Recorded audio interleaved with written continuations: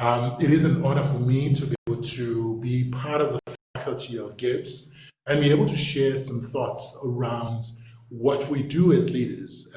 Life is filled with necessities to be able to negotiate our way around and make some key decisions. And this is meant to be a masterclass. Therefore, the discussion is going to be pretty much one that seeks to be able to engage you as much as there will be theory that is presented.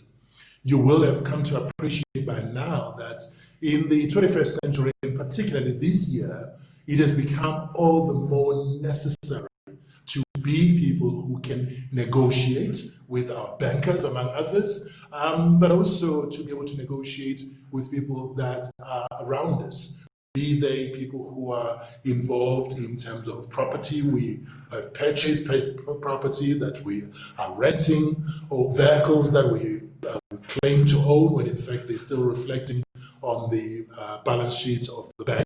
We've had to do some negotiations as we went through that. But also we've come to appreciate that it's become all the more necessary to make decisions that we can own. And the ownership of decisions follows from us being principled and spending less time on just the personality-related factors. It is important for us to be people who are principled in what we do so that there is a lasting outcome that we produce, as it were. Being part of Ilembe in itself is a unique opportunity. Most often when people think Ilembe, we think about King Shaka, the emperor, the statistician, the strategist, the tactician, somebody who got to be able to unite a whole lot of mini nations into a big nation. So when we visit KZN, we say we're visiting a kingdom.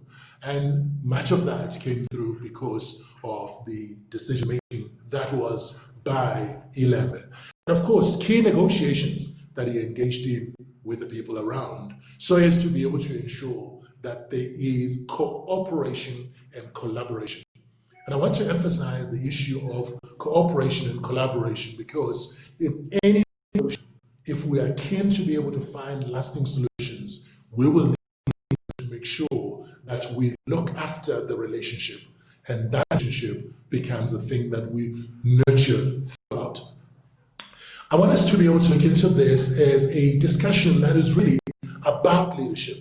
And leadership has some direction. There is self-leadership, there is team leadership, organizational leadership, and of course we get into provincial, local, and national leadership. These are crucial things that we need to pay attention to. And as I reflect on that, I know that we are in this with at least 4 modules that we're needing to be able to address. This is the third of 4. And as we look into what I'm going to be sharing with you, I am cognizant of the fact that there has been more insights and information that has come before you, and what I'm going to be presenting will in some way be laying the foundation for what comes hereafter. Mbali was generous in terms of the introduction. I want to be able to take this a little bit further. Being part of GIBS for the last almost 18 years now has taught me that there is a lot more you can gain out of engaging with the participants in our programs. So I really would like for you to be able to engage with us. In that way, Mbali is going to be assisting me with comments that you may be putting up on the chat, and I would be able to work on the basis of that. It is my intention that we spend at least about 50 minutes, which is usually the flight time between Joburg and King Shaka International Airport, or Tambo and King Shaka International Airport. And if we could be able to utilize that, and then we take a break, which will afford you a chance to be able to reconnect, reorganize yourselves as well, I'd like us to be able to do that. Here are some numbers that I'd like for you to be able to consider. Today is number 189 of lockdown since we got to be exposed to the necessity to get into the state of disaster, and we are on alert level number 1. I want you to be able to look into these numbers and see if there is anything that could align to the work we're doing today. One is the number of unity. which obviously is what we would like to be able to come through, to a solution that we can own going forward. 8 is the number of new beginnings. And I'd like to believe that as you are engaging with me today, you are going to be finding new ways of doing things that will improve what you've been doing all over. But also new beginning, because it's a new month. It's a new beginning as we are left with literally just 3 months and the year is over. 9 is a completeness number. When you look into your dialing pad, you start from 0 and you go all the way to 9. And that has something to do with fulfillment. And I'd like to believe that on this day, when we're engaging on discussions of negotiations and decision making, we will be able to make decisions that will help us to fulfill what we are here about. Of course, it's the beginning, but it's also the month number 10. Month number 10 is the beginning for us to be able to get into double digit, as it were. I'd like to be able to look into that as the completeness of our hands. And we are in negotiations, and when I lift up my hands like this, I am communicating to the other person that I have no intention of fighting. I am here with everything wide open. In fact, the Sun people, who are very instrumental in terms of guiding us on what has been going on for many, many years, when they would greet with their hands clasped, and they would go down. And that going down is with open hands that says, I have no arrow on my back, and I'm not going to be shooting you. So rest assured, we are in here in a state of peace. We looked into this and we said we began the year with 2020. Clear targets that we wanted to be able to achieve. We set for ourselves the things we needed to really have completed, as of course, we started with enthusiasm from the previous year. When we were concluding 2019, we said to ourselves, 2020 is a year of perfect vision. It's a year of double blessings. And we had a whole lot of people who were prophesying about what this year was going to be. And then something happened. The virus came through. And what happened as a result of that is that things shifted in ways that we needed to be able to reorganize and reorientate ourselves. For the last 189 days, we have been in lockdown. What is this presenting through to us? It is important for us to realize that we will be able to get in life that not so much what we deserve or what we're worth, but we'll be able to get things when we negotiate our way around. In fact, as it started off with our president making the statement to invite us to be able to let our hands be the ones that are working to our destinies, joint destinies, we needed to be able to start negotiating with ourselves. What do we know? What is it that we need to be able to do differently? It is interesting for me to be able to just notice this. Michael Hyatt says, you do not drift to a desired location. Anytime you drift, you end up where you don't want to be. So, as we have this conversation of leadership, I'd like for you and I to be able to operate from a basis that says we know where we're wanting to go to. D has to do with desired destination. And I want us to be able to work with that and link it to the conversation on negotiations and making sure we make the right decisions. Here are some of the ends in mind. I had the opportunity for a good 10 years to be able to work with a gentleman called Stephen R. Covey. A good many of you may be familiar with him. One of the most seminal books that he wrote this year is the 31st year of its publishing. And last year, there was a special publication of the same book, which marked 30 years of existence. It's called The 7 Habits of Highly Effective People.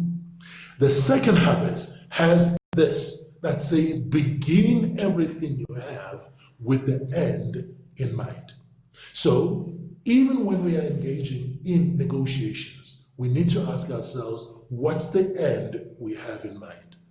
And when we make decisions, be thinking about the consequences of what we do, because in the end, the decisions we've taken will either take us to where we want to be able to go to, or will take us to places we don't necessarily want to be at. In the space of leadership, there are three things that I believe we need to address ourselves to. And we will get to these in relation to what we are doing today. The first thing that I would like us to be able to look into, we don't engage in negotiations just for the sake of negotiations. We do so because we want to enable top-class performance. So the outcomes that are there are outcomes that are better than would have been if we did not negotiate our way appropriately. The second thing that is in there is to be able to ensure that we are well equipped to self-lead, and then those of us who've got people that we've employed who are under our stewardship, we grow them to become leaders just like ourselves. With that in mind, it then says we need to self-equip and then equip others. The leadership in itself has got to be about making sure that I grow others so that they take over from me. And that's a very crucial thing to be able to engage with. The third most critical thing, particularly in our country, is about making sure that excellence is the Horst Schutzer wrote a book that I would like to be able to recommend through to yourselves. He retired from having been a co-founder and CEO and CEO, president of the Ritz-Carlton Group of Hotels. And he has written a book called Excellence Wins. And I want us to be able to use that as a reference point, as it were, that whatever it is that you are investing your time on needs to be able to lead you to excellence, and therefore should not be settling for anything less than excellent. So this conversation we have needs to be able to help us to get there. With that in mind, we need to be able to have these three set and repeat. If we can do that, I'd like to believe that it will take us to places we have always wished we could get to. One of the key models that I would like to be able to introduce to us as we are engaging now is one that speaks to how we get to be able to do the things we do is going to be flowing from the people we surround ourselves with. You are a sum total and an average, as it were, of 5 closest to you people. So what I want us to be able to do in this time is to pull some insights from key persons that are going to help us. One is a gentleman called Chris Force. He heads up the organization called Black Swan. I want to be able to use him because of the insights that he gives as a former FBI hostage negotiator. Now, this is negotiating life and death. This is negotiating where there's some ransoms involved. This is negotiating where there are going to be people that will suffer the consequences of any bad negotiation from the person who's trying to synchronize and coordinate between the hostage and the hostage takers. That's a very crucial thing to go to. Second area I'd like us to be able to go to is what Harvard Business School has put together as 4 key principles that we need to be able to keep in mind anytime we're doing negotiations. And I want to emphasize that because what we negotiate will help us to go into the stage of decision making. That's crucial. The third is to be able to go to Stanford University Business School and hang out with Professor Margaret Neal.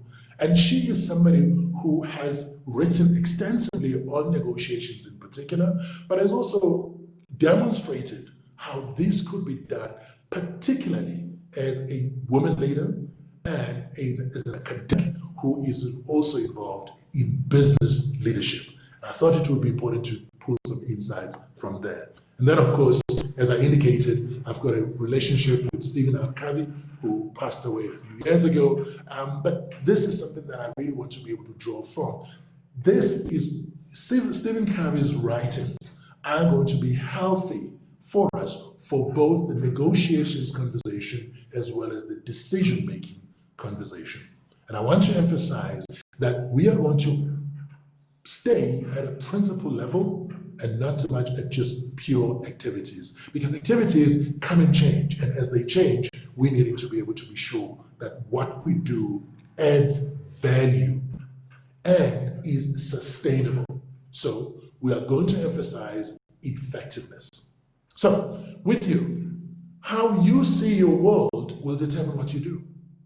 How you see the person you are going to be in negotiations with, and how you see the information in front of you that you need in order to be able to make decisions will inform and determine what you do.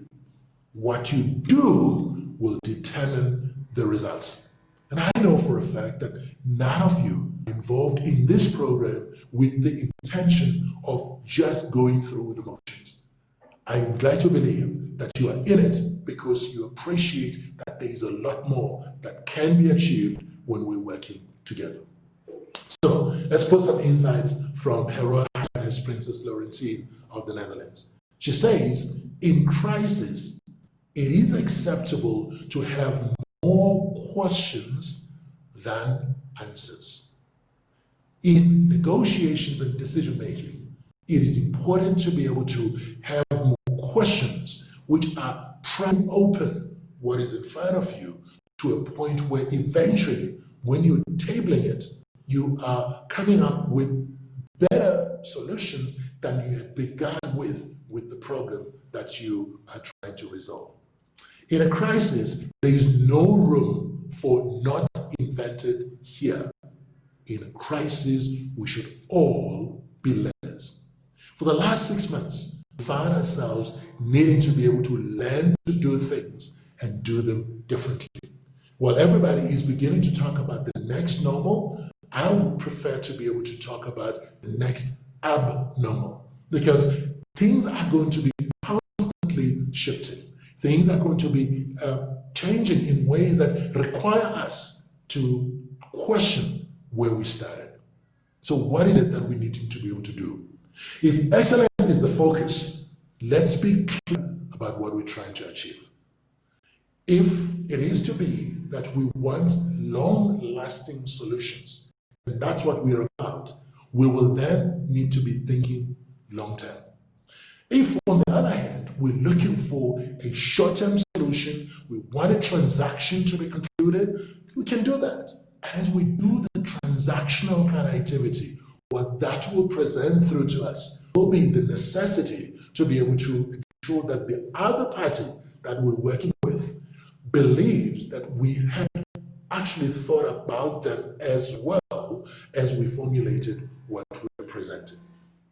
The second thing that is crucial around issues of excellence is going to be about commitment. Are we committed to make this process of negotiation, which is the key skill for the 20th century, and particularly the third decade of the 21st century?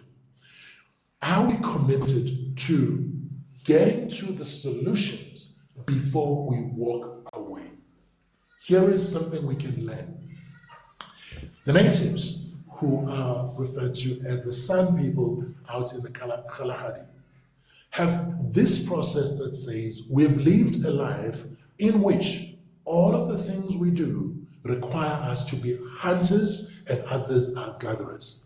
As we do the hunting, we carry with us arrows which have a poisoned front end. If we find ourselves at loggerhead with each other, we need to commit to not kill anyone. Therefore, one of us has the responsibility of collecting all of the arrows and go and hide them away so that we come back with nothing that threatens the resolution of whatever it is that we are trying to solve. Commitment requires that there is full involvement. So therefore, if we are to be able to do things and do them very, very well in the space of negotiation and decision making towards excellence, we need to commit. And as you know, involvement and commitment at breakfast sees itself with the chicken laying the egg involved in breakfast. Well, with the pig, very committed, laying down its own life. Are you willing to be able to lay down your life for the pursuit of the solution that is greater than what has been presented to you? The third and most important thing we need to be able to look into is translating what excellence will look like. Translating for ourselves that everyone that we're working with will get to something that they can own. We know the story that comes through around goal setting, that comes through around decision making. Up until 1962, the space war was a thing that superpowers were involved in, particularly in the Cold War era. They were looking to be able to win the space war until John F. Kennedy came through and said, by the end of this decade, we shall have landed a man in the moon and returned him back to Earth safely. And the way that statement was put together, it sent a message through to NASA to reorientate themselves around the work that they were doing.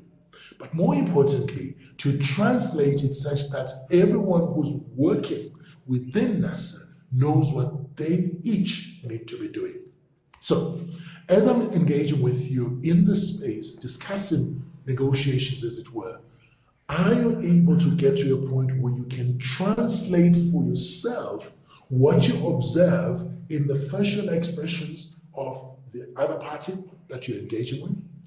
Are you able to translate, as it were, after you've concluded what it is that you do, to the teams that are working with you, with the persons that you're working with, so that nothing is lost as you pass on the information?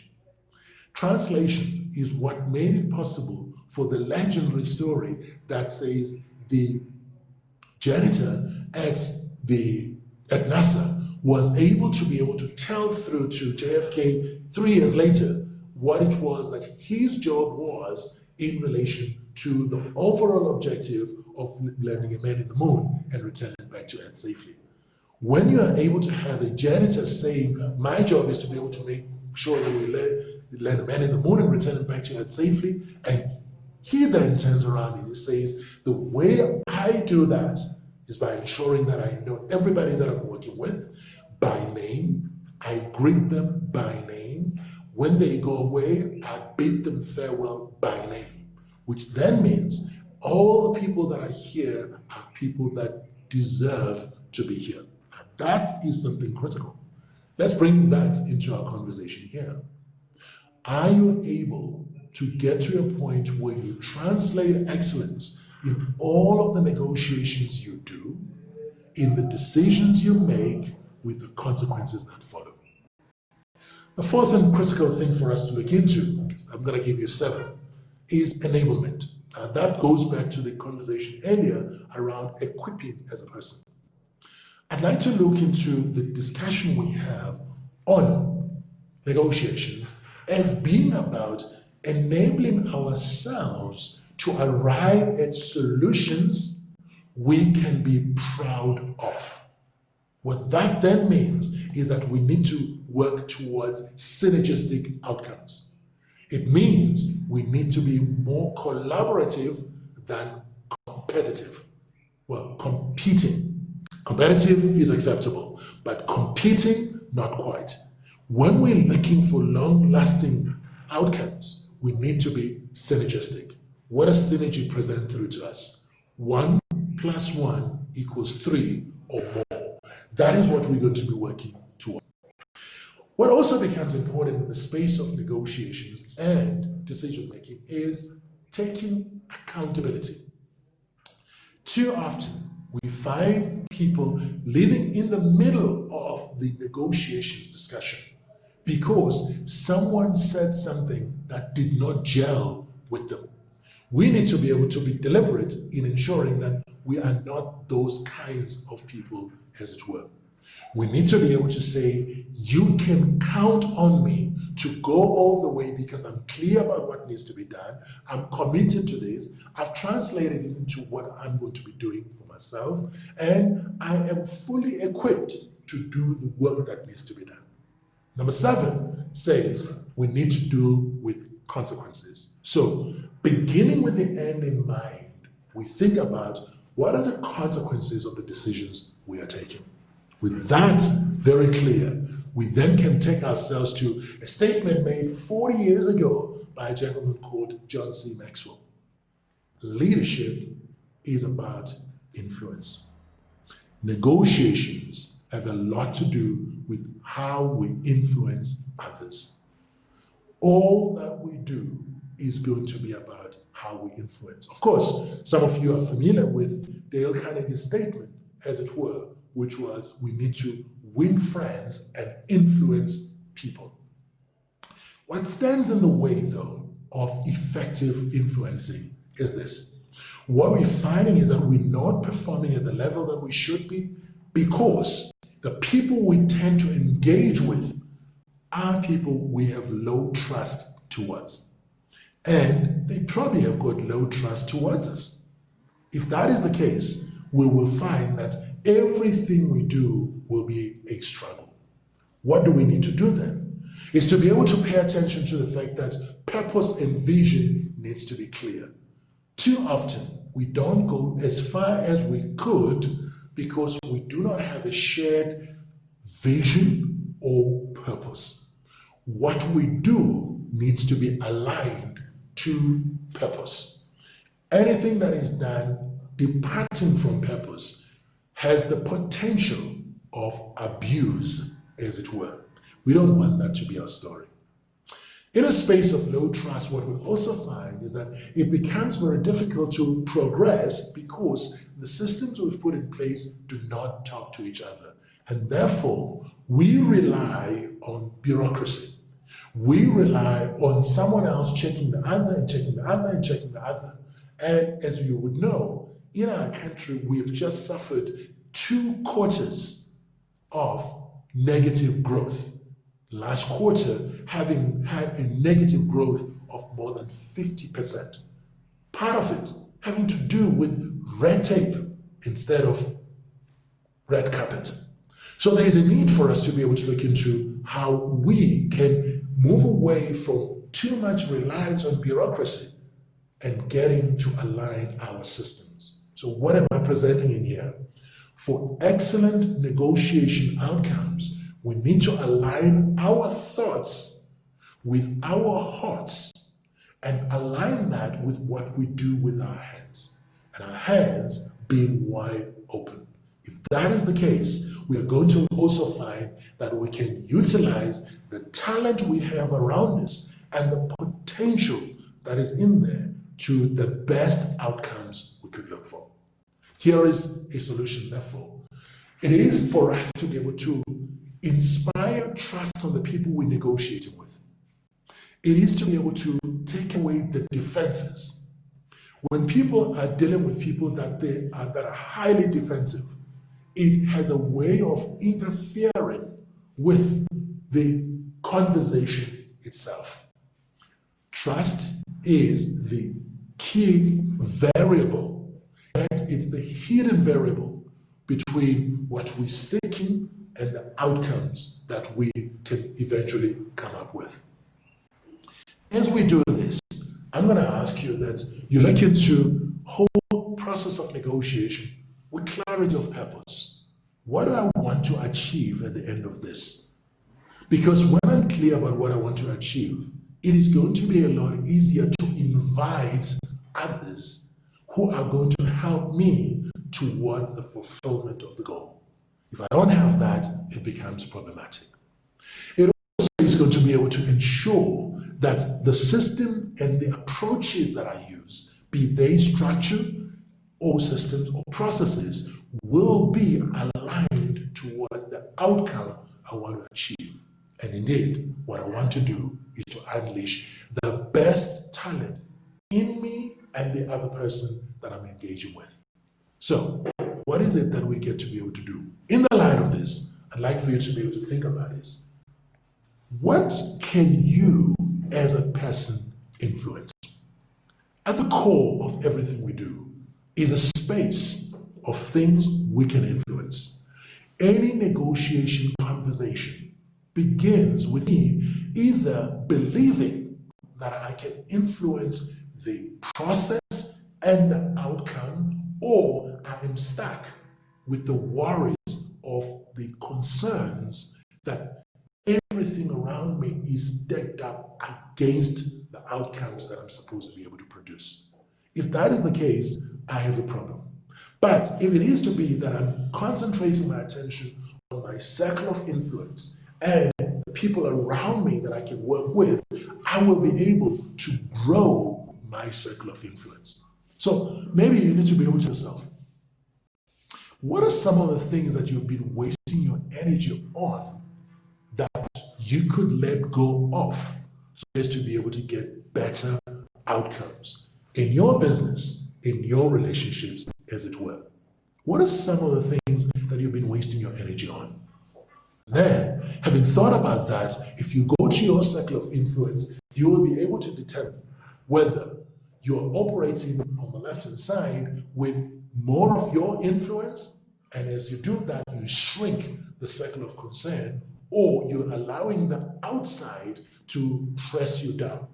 So what we found for much, in fact, the first 90 days of our situation in terms of being in alert level 3 by that time, more of us were driven by the level of concern, the statistics that we're receiving from all over the country and elsewhere were indicating that the virus impact was rising.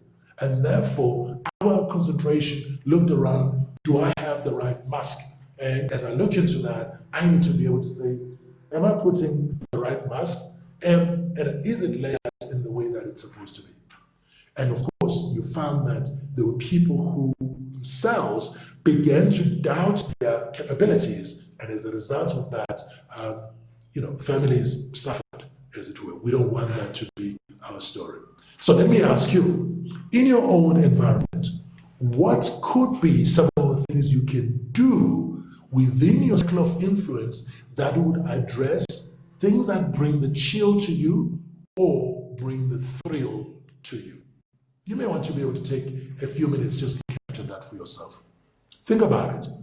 There are things that when you think about them, they just bring the chill to you, which means they create all of the worries that make your life so much more difficult. Then you look at the things that bring out all the thrill. When two weeks ago, an announcement was made, as it were, that we're moving into level 1, a good many people began to think about the travels that they're going to be able to realize. Today, being the 1st of October, we're beginning to have our cross borders opened up, as it were. And as a result of that, we are beginning to look for ways in which we could be able to improve our relationships altogether. So, can I ask you to be able to just make a note for yourself around that? What I want to do next is to be able to draw some insights that flow through from Chris Voss. And here is a statement that he makes. You must never be sure of what you have that you wouldn't take something better. I like that statement. So often we settle for what we already have when something better is available. During the time of enlightenment, Aristotle said, good is the enemy of excellent. Good is the enemy of excellent. And in 2001, Jim Collins extended that and said, good is the enemy of great. So, if there is something that is great out there, what can we do to get to it? Well, let's think about it. It is also useful for us to be able to note that the conversations around getting to better outcomes requires to improve our emotional intelligence. It requires of us to be highly empathic. Unless we are able to engage at the same level as the people that we are negotiating with, step into their shoes, we most likely to find ourselves misbehaving. They watch our perspiration, they watch our voice, and they can see our body language, and they begin to realize she or he is ripe for the taking. It is important for us to be able to, one, be looking into ways in which we could even entertain having a poker face in the conversation, while at the same time bringing forth warmth that makes the other party be able to want to get together with us. When Daniel Goleman began the conversation on emotional intelligence, a number of people were looking into that and say, that's a bit sissy. It's not the thing to be able to do. And yet, because of the fact that it allows us the opportunity to get into self-awareness, and we then move into how we are engaging with others in ways that improve the relationships, emotional intelligence has improved many a negotiation, has helped to resolve many a conflict around the world, as it were. Where solutions have been found without bloodshed, it has required high level of emotional intelligence. Between 1993 and 1994, we had the experience of that in our country. Out at what is now called Empress Palace, at the time it was called the World Trade Center, we got to be able to observe the former oppressor working side by side with the oppressed. The ones who ruled with those who were being ruled. The ones who had the barrel of the gun with those who were on the other side of the gun, as it were. Their ability to think long term helped us to be able to get the interim constitution, which constitution carried us all the way until 1996. And then, of course, in 1996, we signed up the existing constitution, which many are looking at and say it's a model of how we can live better. If anything, that document, that tool, as it were, helps us to go much further because it is holistic. It is pretty much like someone was standing in the balcony and watching the dance. It's a reference point we are going to need to be able to go to. It starts with we, the people, which then says it's not just about one or the other, it's about a we. Negotiations effectively need to take us to that. Second thing that we need to pay attention to is that there's a lot happening in terms of neuroscience. We're beginning to learn the working of the mind. What's happening in the frontal mind, what's happening in the back brain, what's happening in the central brain. These are things that we're beginning to learn a lot about. We know for a fact that if we're going to be able to get the most out of the people that we're working with, we need to be able to activate the happy hormones. We need to be able to activate the things that will get to be able to settle people down. Leaders that are highly effective are the ones that are able to be able to bring a sense of comfort amongst the people that they're working with. Having done that, it is important for us to be able to look into the combination of the two. Can we bring our understanding of the working of the right brain, the left brain, the frontal lobe, and amygdala? If we understand those, we are going to be able to engage in discussions with everyone else better than we could previously. The next 7 minutes, I'd like to address ourselves into these key elements. First, when you're looking into what we do in negotiations, it is important to be able to think, what is the problem we're trying to solve? Too often, we get to engage without having dissected what it is we are jointly coming to resolve. The moment we are clear about what we're trying to solve, it becomes a lot easier to apply our energies effectively. In every situation we are, there's an interplay of two things, energy and focus. If our energy is applied in things that do not make sense, it is going to find us in a situation where we are unable to get to the outcomes that we are seeking, as it were. Focus is what helps us to turn ordinary energy into power. So, are we working towards an effective problem-solving process? Second thing for us to be able to pay attention to is that we're not only pursuing to be able to get to an agreement. Anything that we're dealing with needs to be able to take us to a point where what we do leads us to a deal that is better than we could have gotten if we didn't get to be able to collaborate.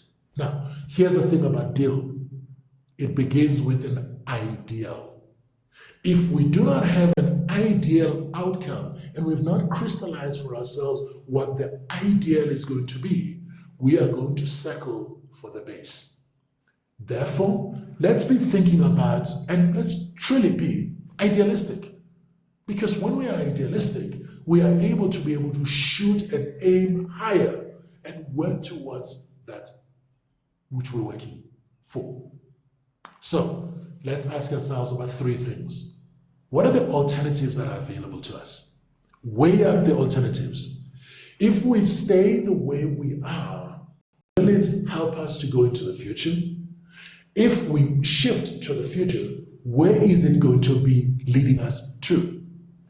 Second, it is important for us to be able to settle on, is there a particular price that I can never go down on? Which is, in any negotiation, be thinking about what's the base, what is the point at which I can settle, what is the point that I really cannot go above? Which means, what is it that when I arrive at, it really doesn't matter what caveats you add. What is it, whatever it is that you say, I'm indifferent to. Think about it. When you're clear about that, it's going to help to take us to the solutions we will be looking for. We also need to be able to ask ourselves, is there something greater that we're working towards? Is there something bigger that we're wanting to be able to appreciate, come to? Now, the importance of aspiration flows from the fact that there is a book written by A.G. Leffley in the conversion and really reconfiguring of Procter & Gamble. And the book is called Playing to Win. The first principle in the 5 principles that are involved in terms of playing to win is being clear about your aspiration. So do not get into any point of negotiation without a clear aspiration. Where would you like to go to? Where are you willing to settle? Where are you willing not to go below? When that is in there, life is going to be a lot easier. What could be some of the steps that we take with us? I'm going to just go through those and then we will pause for a good 5 minutes and just stretch legs and do the things that come. First thing is assess the situation. Assessment of the situation enables us to be able to know, is the person I'm working with at a point of I will not move, I will not budge? Are they in a position where they're saying to themselves, I am willing to be able to engage? Assess whether the parties that we are engaging with have too much at stake. Are the stakes very high or moderate stakes? If that is clear, it makes the conversation a lot easier. Assessment of the environment plays a big role. Some of us get to be able to do this when we're doing strategy. In the strategy conversation, you do what you call the pastel analysis. And as you look into scanning the environment, it helps you to determine where will your strength come from. Will it be from what's happening in the social space? Will it be from what's happening in the political space, in the environmental space, ecological space? Will it be happening as much as it should be around technology? You've assessed your situation very, very well. It's going to be easier to move into the next phase. The second thing is to prepare. Prepare yourself to be able to win. Prepare yourself to be able to engage. Prepare yourself for the duration that you're going to be engaging in. If you do not prepare, get ready to repair. Preparation enables better outcomes, which then says, as happens with all of leadership and management, those who spend time on that which is not urgent but important, which is preparation, they're most likely to end up with outcomes that produce win-win solutions. Preparation becomes vital. What is there? In your preparation, be asking, what are the interests involved? What are my interests? What are the other person's interests, as it were? And when I'm clear about that, and we know that it's the beginning of the month, and obviously everything has been wrapped up for the month of September. So the quarter has been wrapped up. We're starting a new month. Do I want to be able to start the month on a high, conclude big deals straight away right at the start, or I'm starting at a lower pace? When I know which interest I'm pursuing, I will be able to strategize accordingly. Second thing to be able to pay attention to is, what are my preferences and what are the preferences of the other person? If I look into the way I'm doing the work that I do, I may be a mornings person, and therefore I prefer to engage with people in the morning where I'm feeling my best. But if the other person that I'm dealing with is an afternoon person, we may need to be able to find a way in which we can get a compromise and pull it together. On the other hand, the issue of preference may very well be stylistic. What is my style? One of engaging, one of bulldozing. What are the preferences on the other? What is the style of the other person? When that is clear, it's going to make my life and our life a lot better. The third and critical step that we need to be able to get to, by the way, this is what we receive as the core steps that flow through from the Harvard Business School principles and strategy. Ask. If we do not ask, we do not get anything.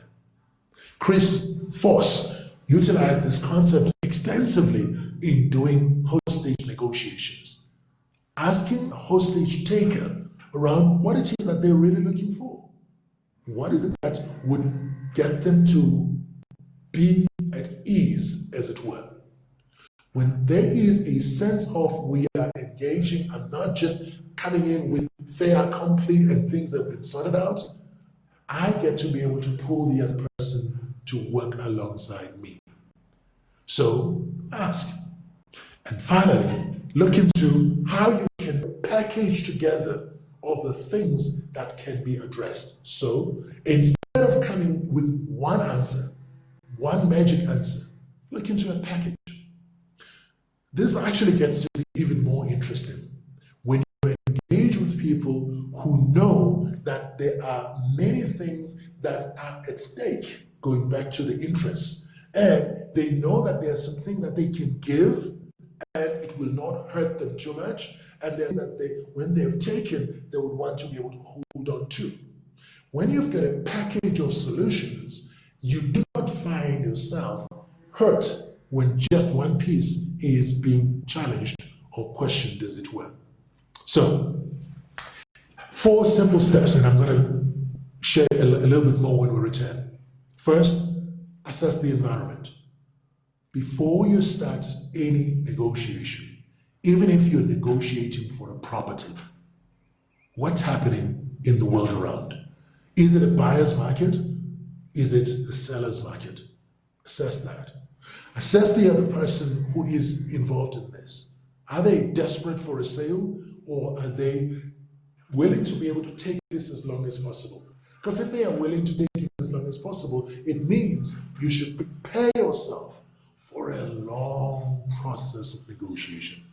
But if they are desperate, know for a fact that you can make some offers in terms of your packages that are going to be able to be tantalizing enough for the person to be able to say, yeah, I'd like to be able to go into that. It is important to be able to have a lot more questions in all the things that you do, so as to be able to pull the other person to your side. Here's the thing, and we're going to discuss this when we return. So often, we are so determined to get to yes that we lose pieces on the side where in fact the outcome would have been better if we did not drive to a yes, but we drove to a commitment. That's something we're going to need to be able to address when we return. So let's take a break right here. And if there are some questions and concerns or comments, as it were, I'd like to be able to entertain that. Bali, do you have any for me? I have quite few that are actually comments. Hello. Lianka said, I commit here today to the pursuit Looks of like I'm in the hole. excellence. I'm inspired. Hello. I love that. Hello? Anybody? You can hear me? Uyani? Yes. Yes, and I'd like to read just two ones before we go. Yes. Another one says, you, Mr. Zwane, are a born leader. I'm loving this session. Thank you. And Ashika says, so true. Preparation is key. So, yes, we can go to a break. Wonderful. Lianka? Wonderful. Yes. Hi, can you hear me? Yes, I can Yes. hear you. Brilliant. Can everyone see me? I'm not We able to can see definitely see you.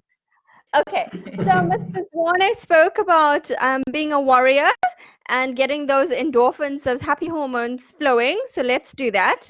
I want Yes. everyone to get in to a warrior pose. So we're going to get our hands up to the side.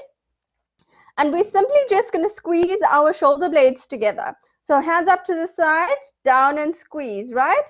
So we're going to say a few statements while we're doing this. So the first one you're going to say is, I am committed, and squeeze. I am excellent. I am committed. Squeeze. I'm a leader, and squeeze. I'm an entrepreneur, and squeeze. That's it. Yes. I have purpose, and squeeze. I have potential, and squeeze. Squeeze. That's it. I am influential. Squeeze. And I am inspired. Squeeze. Lovely. Get a leg stretch. See you in a bit. Thank you. Thank you, Lianka.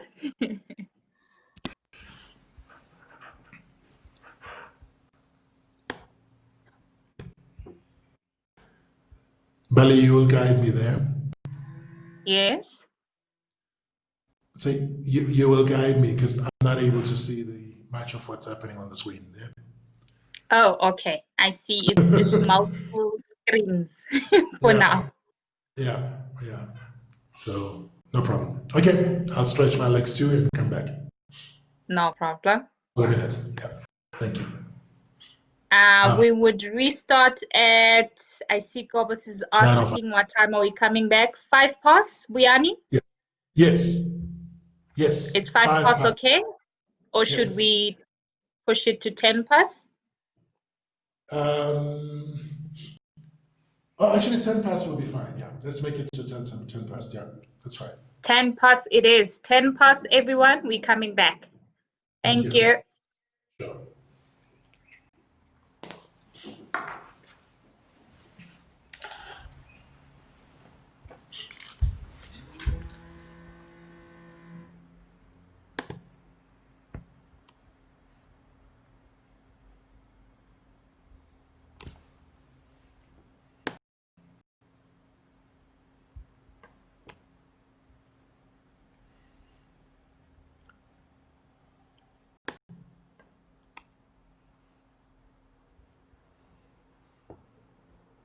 Can you see that?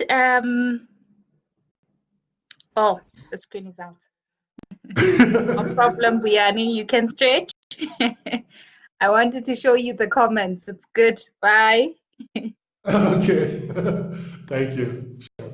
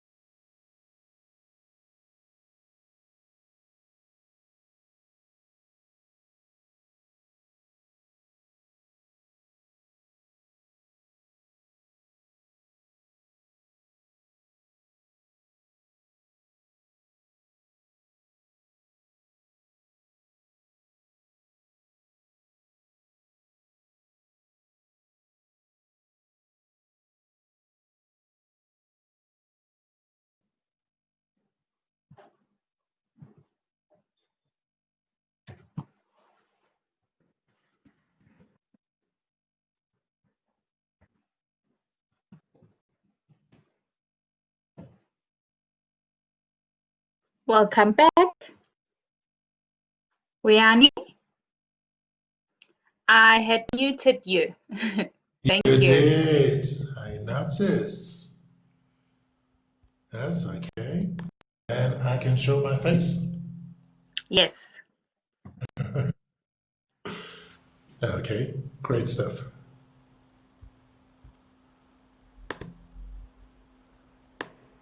Hey, Swiso, welcome. I'm trying to connect the names first. So I know who's here.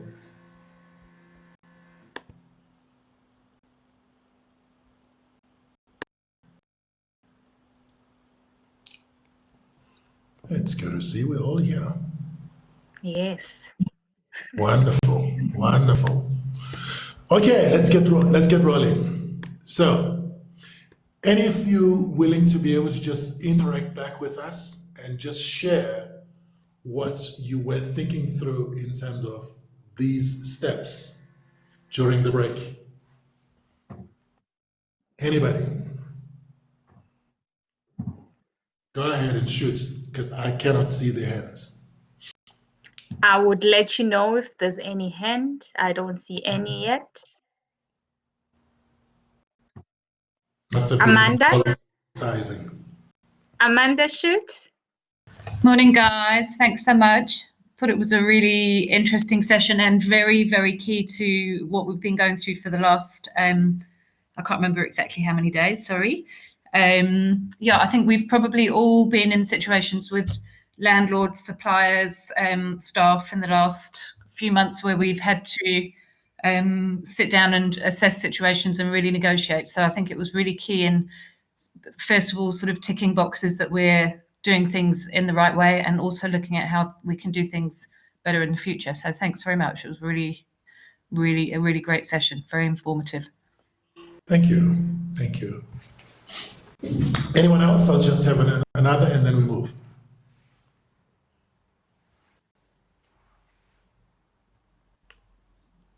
Okay. Mali, you don't see another hand, so we can move on. No, not yet. Nothing. Okay. Let's move forward. The key points that I want us to be able to relate to, this is pretty useful in terms of looking at where we may have been losing things during our conversations with our staff, with negotiations, as it were. And it's a very interesting process because it's one that we've been engaging in within here at GIBS, following through from the study conducted by Heike Brush and Sumatra Ghoshal out at Harvard Business School. And it has been instrumental for us, in fact, it's been revealing for us to see how often people end up not getting what they're looking for because they're either distracted, too many things happening around themselves, or they've checked out. And they confuse frenetic motion with constructive action. They get to be noted for unproductive busyness. Now, why am I raising this in a conversation on negotiation and decision making? Well, the application of our energy plays a big part in whether or not we are going to be purposeful in the work that we do. If it turns out to be we come through to the conversation with whoever we are with, but our energy is low and we are unfocused, we're most likely to find ourselves being in an no bother kind of state, or we will postpone even the meeting itself for another day. Kind of like, why do today what I can do tomorrow? And of course, we've got this statement coming extensively in our country where more is noch a dag.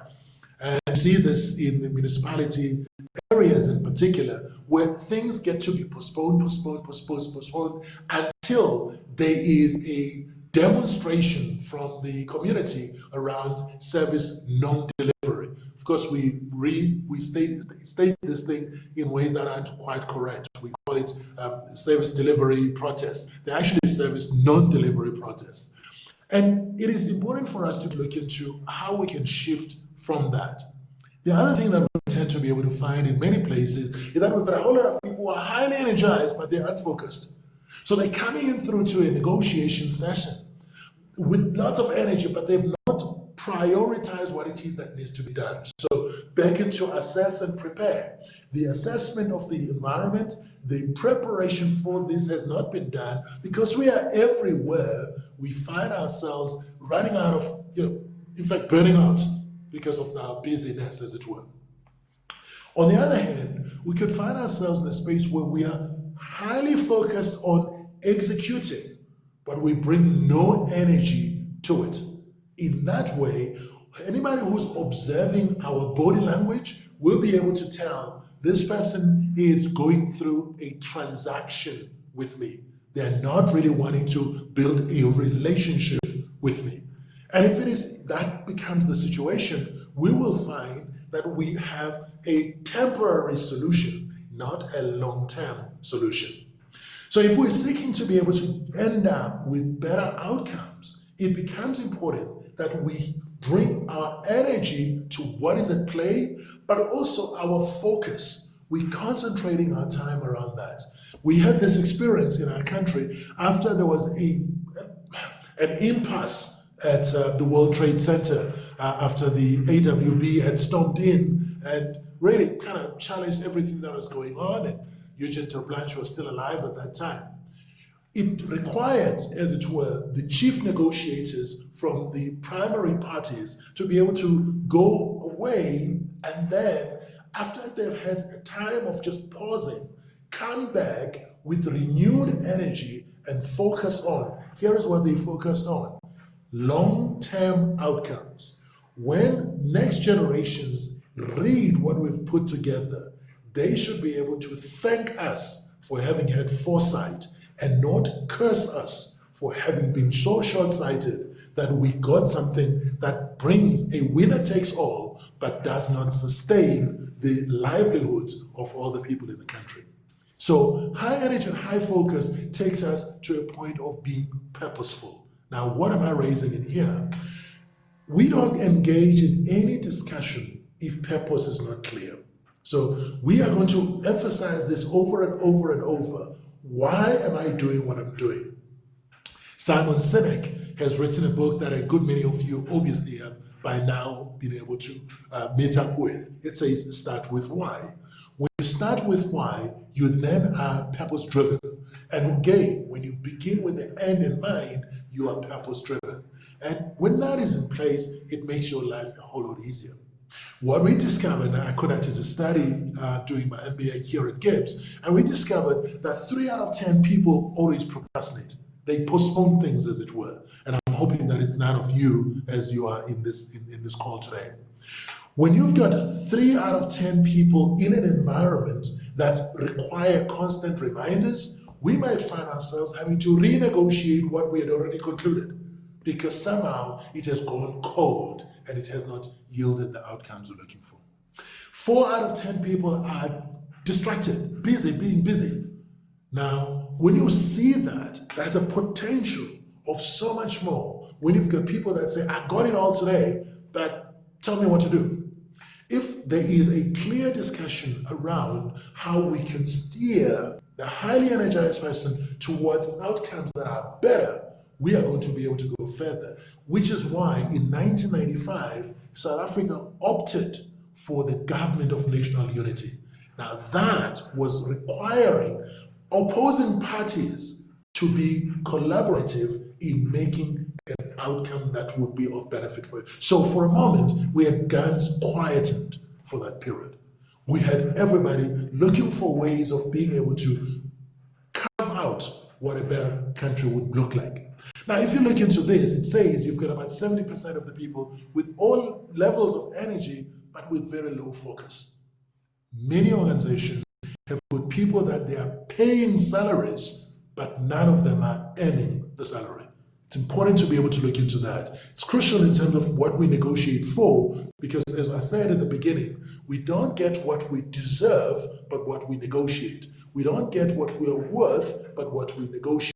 And if we do not negotiate, we receive whatever is given to us. And I don't think that's what you as entrepreneurs and as leaders, as it were, would like to settle for. The study, as we conducted it, told us that 2 out of 10 people are disengaged. They are in there going through the motions. Now, in many instances, this may very well be happening because someone happened, not something happened. As you've heard the story that says many people leave the person, not the organization. So the disengagement may very well have something to do with the power relations, the relationship that was there between the parties that are involved. And if it is to be that the person begins to feel like they are being treated as a thing, they're bound to disengage. They're bound to detach from the outcomes. So the signature will be gained, as it were, on the agreement document, but they're not going to be fully behind the execution thereof. And therefore, you'll find them regressing into the procrastination space. When you look at those numbers, it easily says to you, you've only got 1 out of 10 people being highly purposeful. Now, this is a very interesting thing because it also looks into what happened in one of the studies done at Harvard, which was about people at the end of their MBA class being asked, how many of you have got a thoroughly worked out blueprint of the things you wanted to be able to do? What is it that you want to achieve in the next 10 years? And then those who had something written down were able to achieve that. Those who had a hazy idea of what was going on, when the reunion was held, it turned out to be that those who didn't have anything written down, their collective wealth was even lesser than the 10% that had everything put together. So there's something in there. What we often suggest, and you may be able to speak to this, Mali, you can help me with this. If it is to be that these are the numbers that we're working with, and you wanting to be able to get to a negotiated solution much quicker, which is the group of people that you would go to start getting momentum, as it were, inside the organization? Would it be a disengaged person, a procrastinator, or a distracted person? Anybody?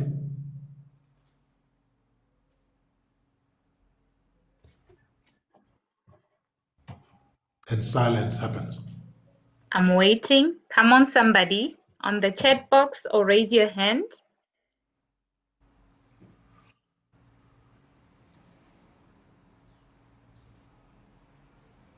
It looks like people have checked in and then they've decided to move on.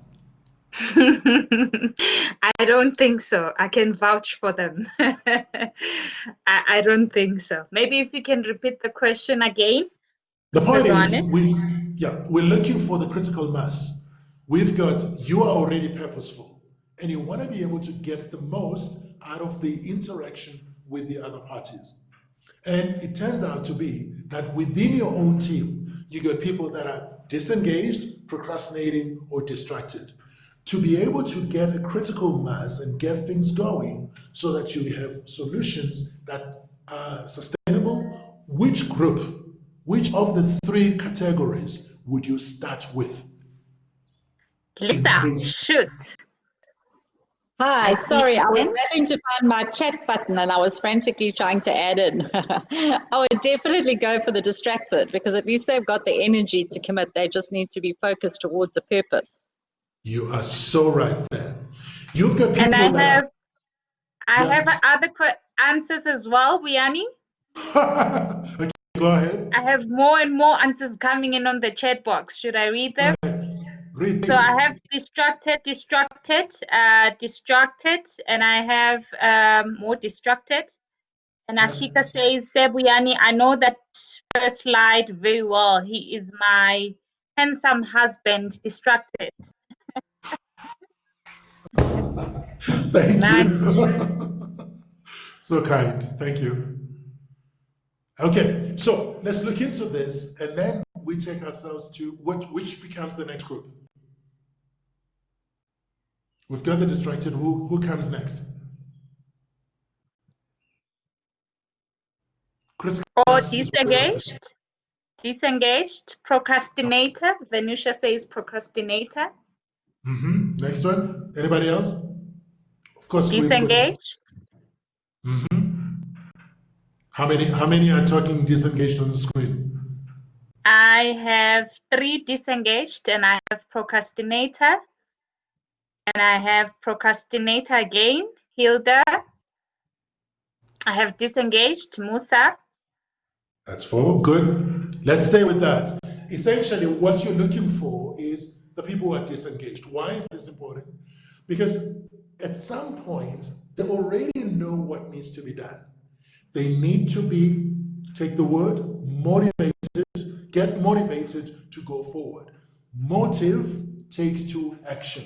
So what we need to be able to then do with the people who are disengaged is to re-clarify what is our goal? What are we aiming for?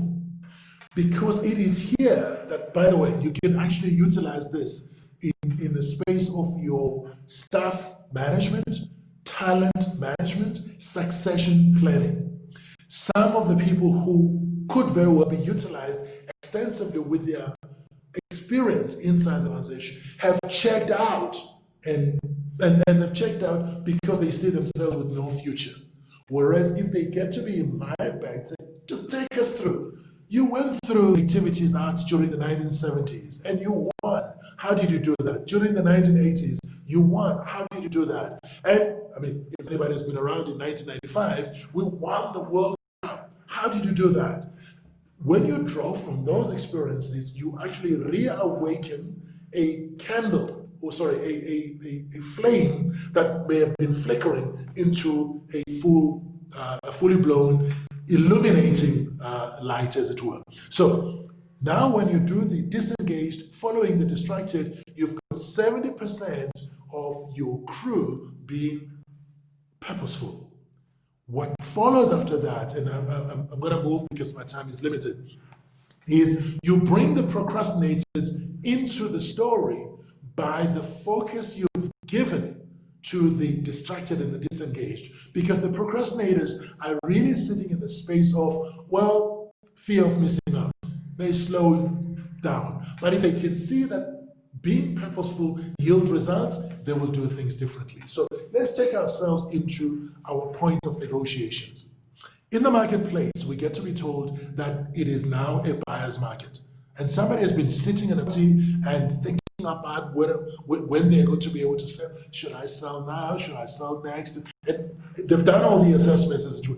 But if they look around and they see the properties being sold on the sides, they begin to feel like, wait a minute, have I missed something? And as they do so, they will approach a real estate agent. They will begin to be able to look into what's happening in the market. And the procrastinators need to see activity overall. The same will happen as it happened in March of 1994. We had Prince Buthelezi, who had chosen to really be a slower down, as it were. But eventually, after Kenneth Kaunda came through and helped us to negotiate a better settlement, we ended up with a ballot box which had the sticker of the IFP added onto that, and people got to be able to vote, and it was possible, as it were, for the IFP to still lead some parts of KZN, as it were, during 1994 to 1999. So what I'm really bringing in here is that some people will procrastinate until such time that they see activity on the sides. Let's bring that to our points of negotiation. Be driven by purpose. Look for what's happening around us. Do we have energetic people? Do we have people that have checked out? If it is to be that we are dealing with people who are checked out, and to be able to bring back the reason we are even engaging in negotiations. If we've got people that are too busy, let's identify and prioritize what needs to be done. That will have a domino effect. So you start looking into which goal, if well articulated and executed, will yield better outcomes for us. That's important for us to go through. Okay, moving quickly. What are the key principles that we need to be able to take around negotiations? One, separate the person from the issue. We say in sports, play the ball, not the person. Separate the person from the issue, because sometimes the energy you've got around the person interferes with what they carry. It interferes with what you're seeking to be able to achieve in the end. If it were to be that we stayed on the person and not the issue, we would not have gotten the SANDF in this country. We would not have gotten to a point where former, enemies ended up forming a unified defense force, as it were. You ended up with a former man who was in charge of SADF being the constant Falun, being given the responsibility of unifying with MK and unifying with Boko and all of those. When you separate the person from the issue, you are able to look at that as the prized possession. It will take us to where we need to go to. Second, you need to be able to orient yourself around the interests, not on the positions. If you're looking into the interest, what are we all forward to? When the people in Ireland were looking for a negotiated solution, they flew, Sinn Féin flew all the way through to Houghton here in Joburg to be able to get some ideas and some pointers, as it were, from the now late Nelson Mandela. What transpired was a proposition that said, what is our long-term interest? We've got neighbors that have been fighting against each other only because of difference in religion. That does not help us. It doesn't have to be. We are all supposed to be under St. Patrick. Let's do this thing differently. And when the interest of the nation was prioritized, the various positions were put aside. And that is a crucial thing to be able to go to in terms of negotiations. It becomes important that you develop the criteria that when you put your solution together, it will help you to fulfill. When the criteria are clear, what is going to happen is that everything will go through the gates that you have established for yourself, which will, when applied appropriately, you are able to forego certain things and hand over to others because it is going to benefit the long term instead of just a few. So think about what are the criteria, what are the things that when done properly will make you to feel like the purpose for which we are here is being fulfilled. Lastly, it is important to be able to look into having various options to choose from. This is going to be important in the discussion on decision making.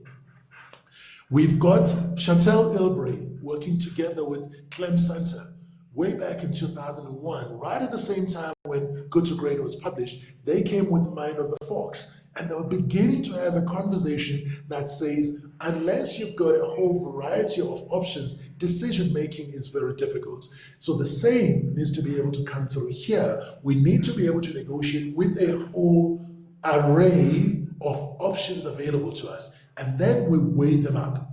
We are working currently with the Indlamiti scenarios, which are helping us to look into a South Africa that is beyond 2030. The NDP 2030 was a vision that takes us to what happens then. But Indlamiti scenarios are taking us a little bit further, and they give us key options. We can have an option of going alone and an option of working together.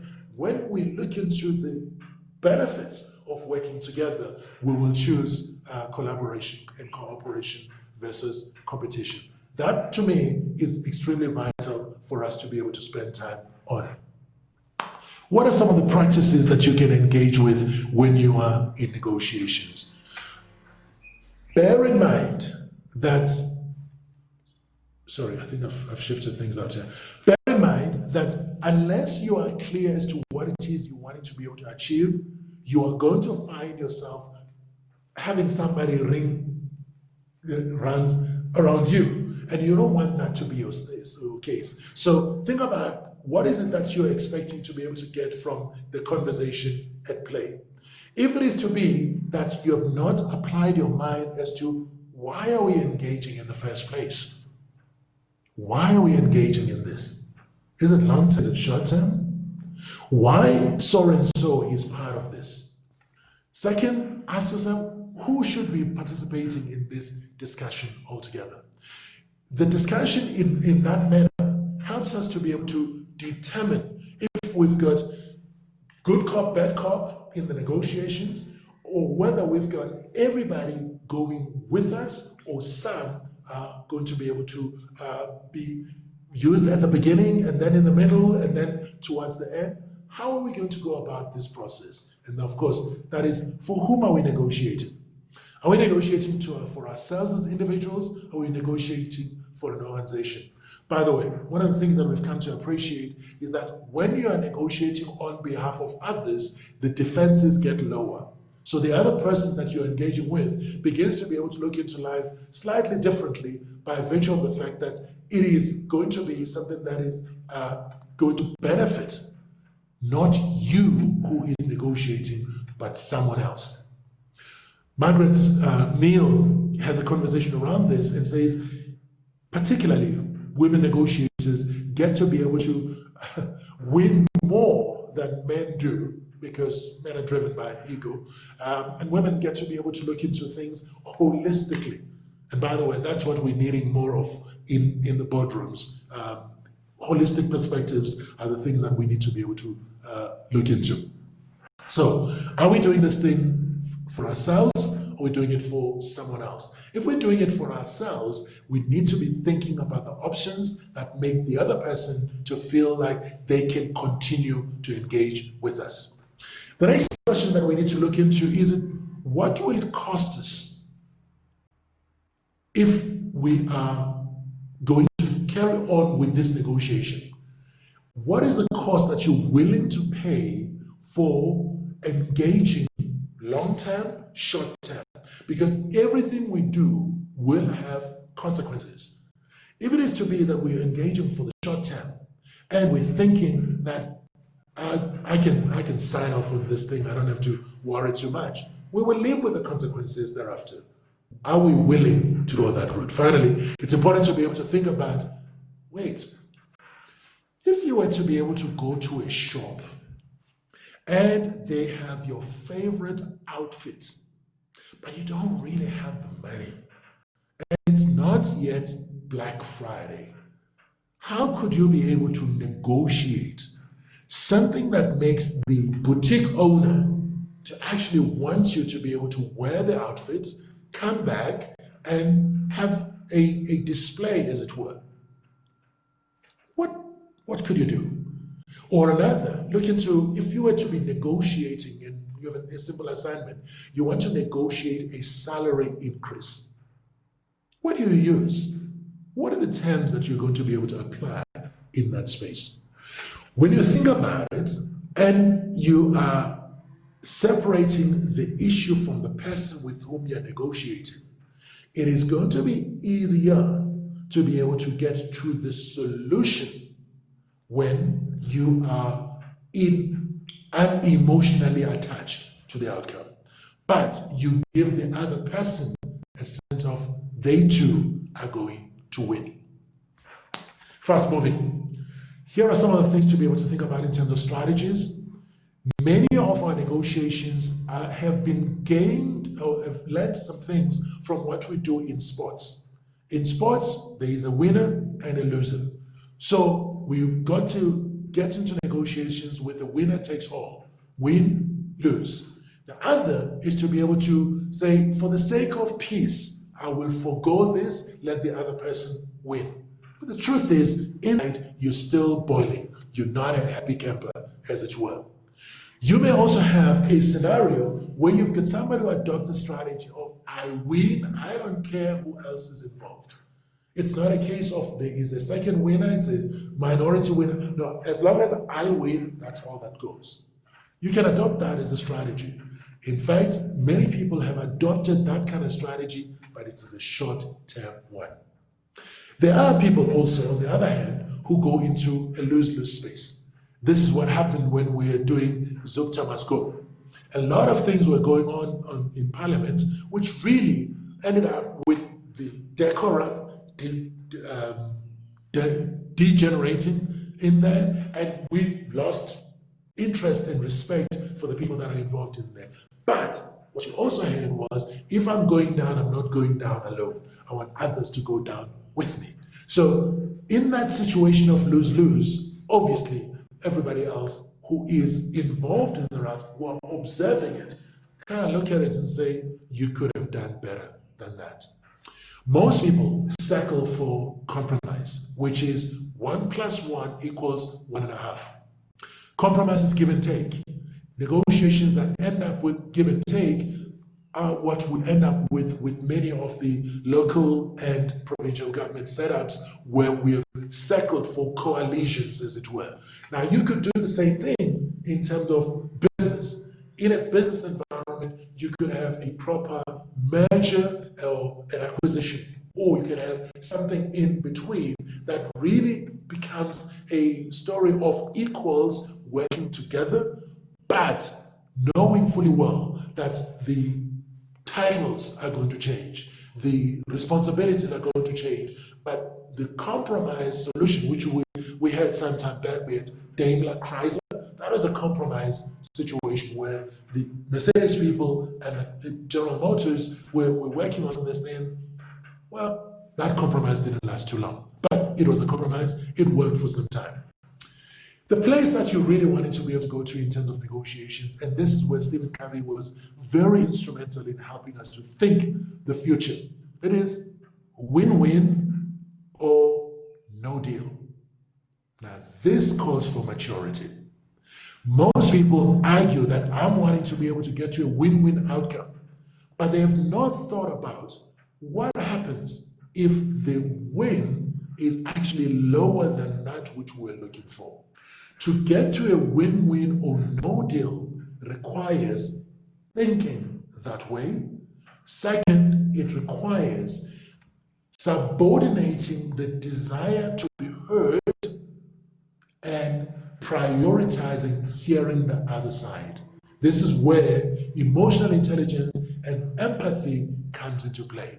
The moment that is flowing through, we are able to get to synergy as the final outcome. Why no deal? No deal helps us to be able to not in any way manipulate the people that we're working with. So we agree to walk away from what is at play until we have gotten sufficient information around what we're trying to do and do it well.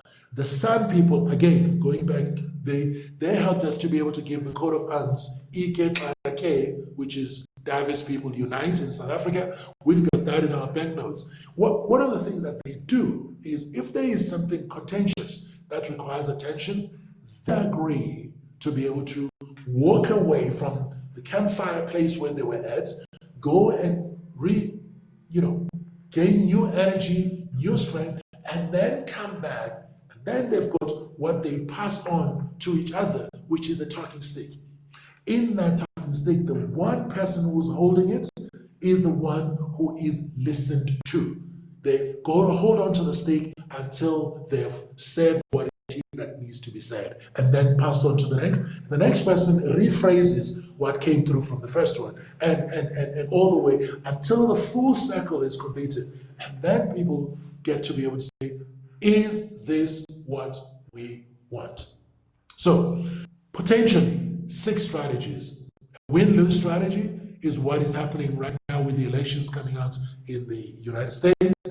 Lose-win is something that could be there for the sake of temporary peace, so a forgo, as it were. The other could very well be a situation where we just looking to win, we don't care about who else is involved, as it were. Lose-lose is a phase we go to. In fact, this usually happens when there are matters to do with love relationships that go sour. You end up with people selling things so as to be able to make sure that the surviving party does not walk away with something that they can close about or they can resell. And it's one of those crazy things that happen.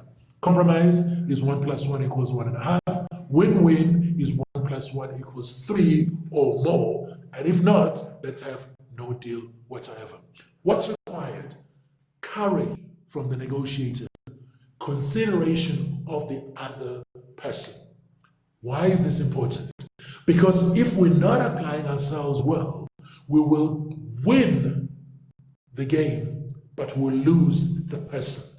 If relationships matter, we need to be able to make sure that we're not only highly courageous, but we're also considerate. If we are highly courageous but low in consideration, we are going to win, but we will lose the other person. And the other person always says, "You got it, but I'll get you next time around."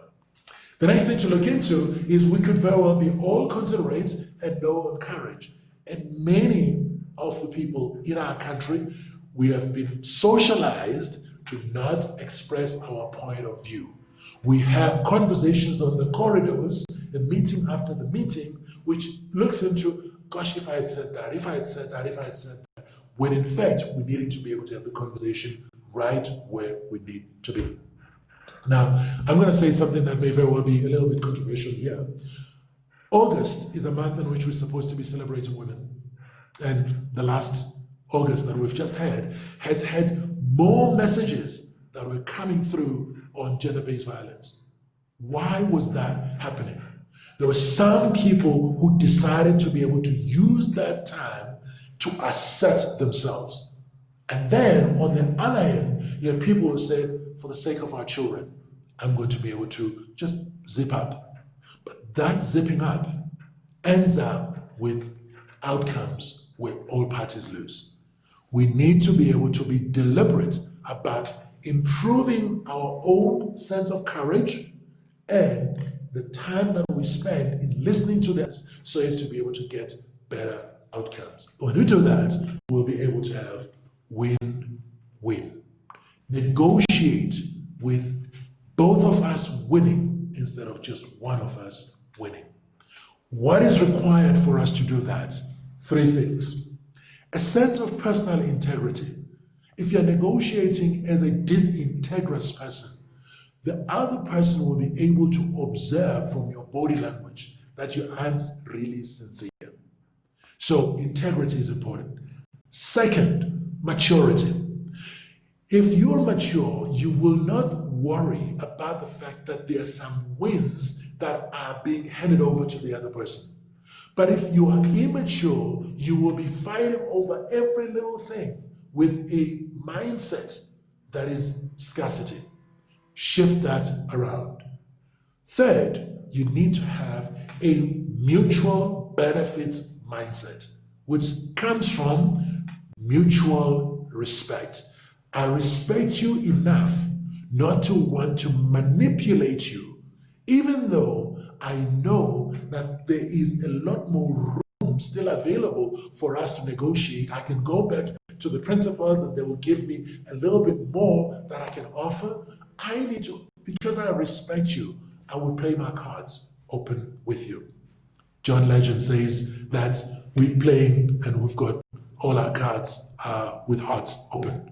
And if we do that, we will find ourselves in situations where the win is shared by all. Win-win outcomes are what lead us to long-term solutions. So let's address ourselves to what are some of the key actions that need to be borne in mind in addressing a negotiation, which is really, this is from hostage taking set up. Chris Voss says, when you negotiate, always be gentle. Always be kind to the other party. Seriously, how do I do that? How do I get to be kind to a person who is actually wanting to be able to, walk away with all the money that I have? They want my ransom money. Well, you can actually do it in a manner that steps into their shoes and get them to feel like you're not fighting.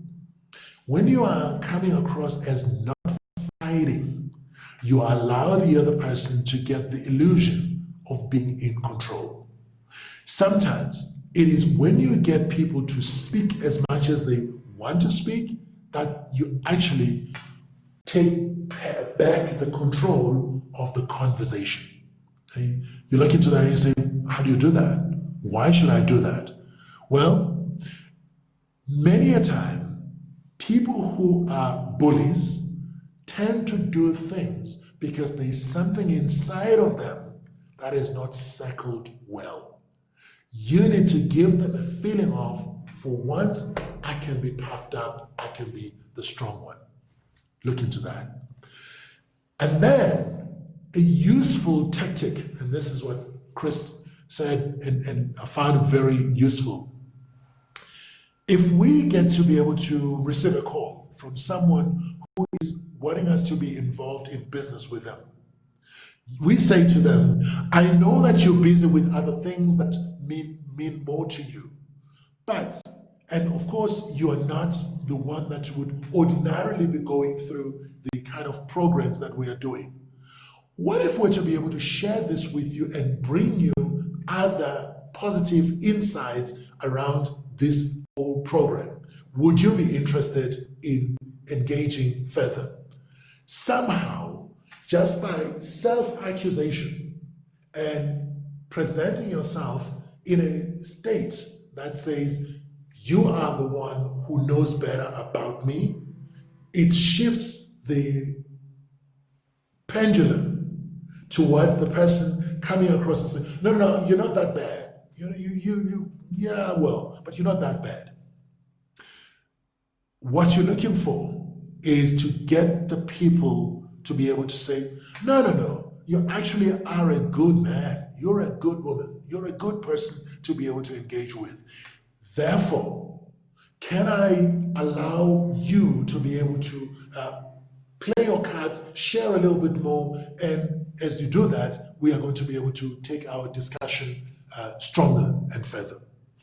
As you do that, demonstrating emotional intelligence, spend some time summarizing what the people are saying. As you summarize what the people are saying, observe the body language. The more the nods, the more we are together. Now, that's not manipulating. It's confirming. Remember,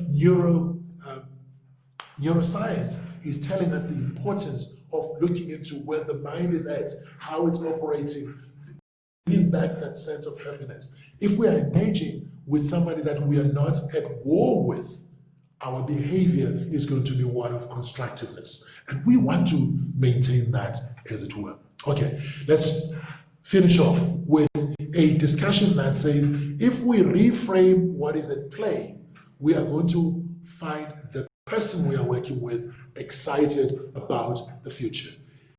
Why are we in this negotiation? The estate is about to be closed. We would like to be able to ensure that the beneficiaries get something of value, they can start a new life and go into the future. We are also wanting to be able to make sure that you who is buying this property is buying a property with all the defects and all of those communicated to you, so that we are in this thing together. That kind of conversation says, I'm interested in you. And I would like to suggest that that proposition will yield purposeful, long-term, beneficial, and sustainable outcomes. Now, I need to shift my story around because my time is run out so badly. So let me move us to decision making.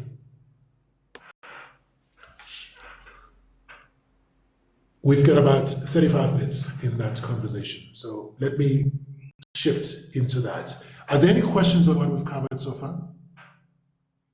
Mali? Not yet. It's just comments. Hello? Uyani, can you Any hear questions? me? Not at all. Not for now. So you can proceed. Proceed. Yes. You are very kind.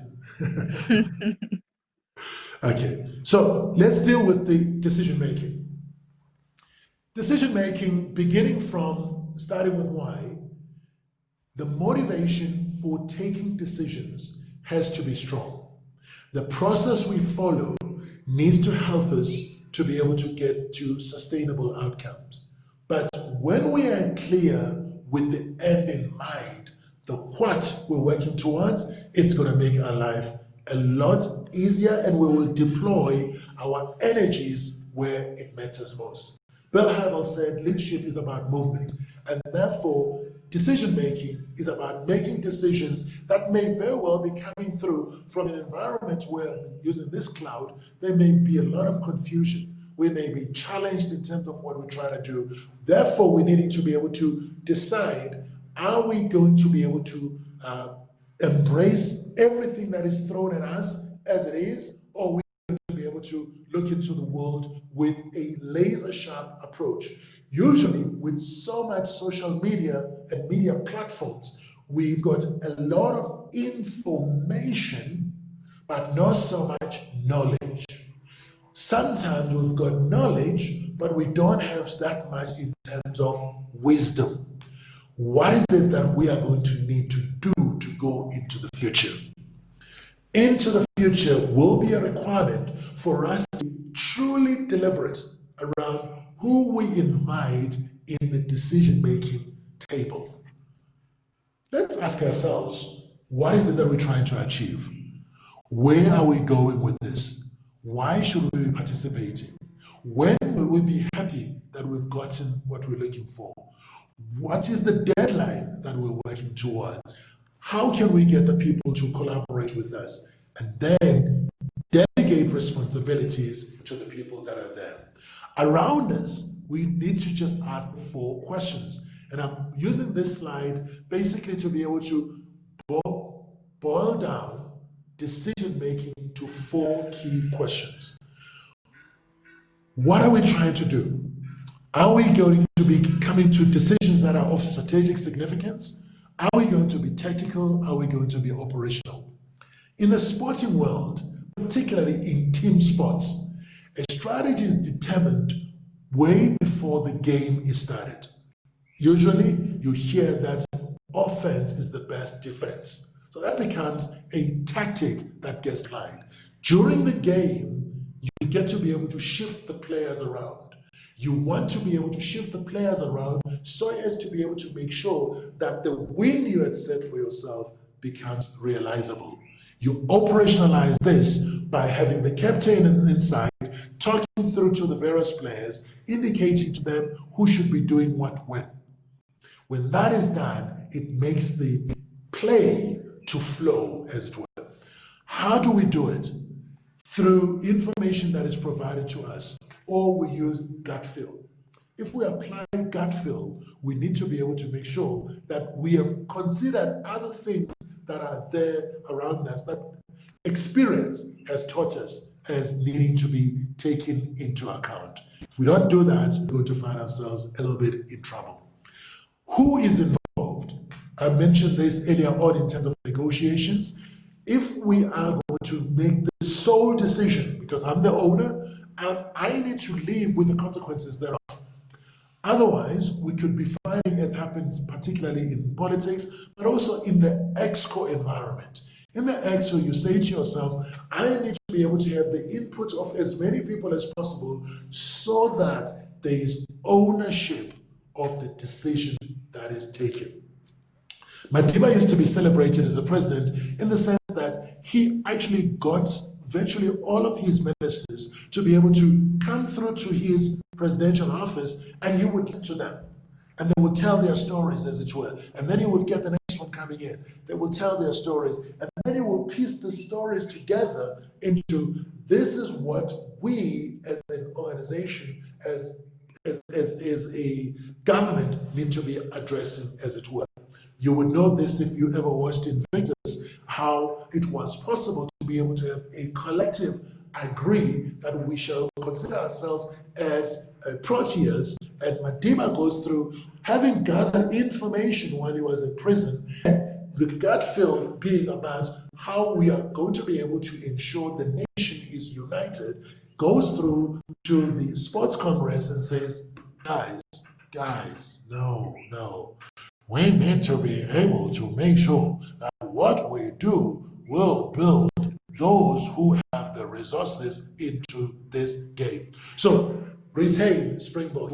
We still have the box right now. Everybody's excited about Sia Kolisi because that naming was brought in. But it was understanding the collective, but also taking a decision as the leader. You may need to be able to ask yourself, when do you apply yourself in terms of decision making?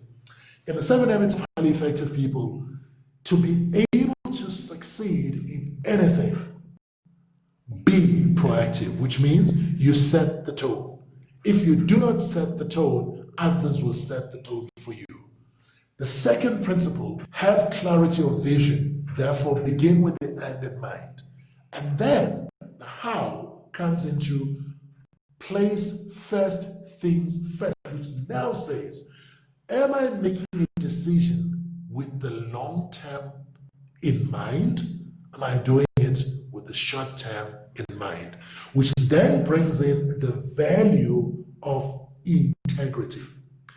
If I'm integrous, I will be consistent in thinking about the tension between the decision. Pay attention to the tension that is there. If it is to be that you begin to realize, the more I do, I spend all the time at work, I'm actually compromising on family. A decision needs to be made. Do I need all the money? Do I need to build the family? A key decision of integrity. If it is to be that you're looking into it and you say, I've got children that need to be able to take, I need private schooling right now because private schools happen to be able to carry on even during the time when public schools are closed.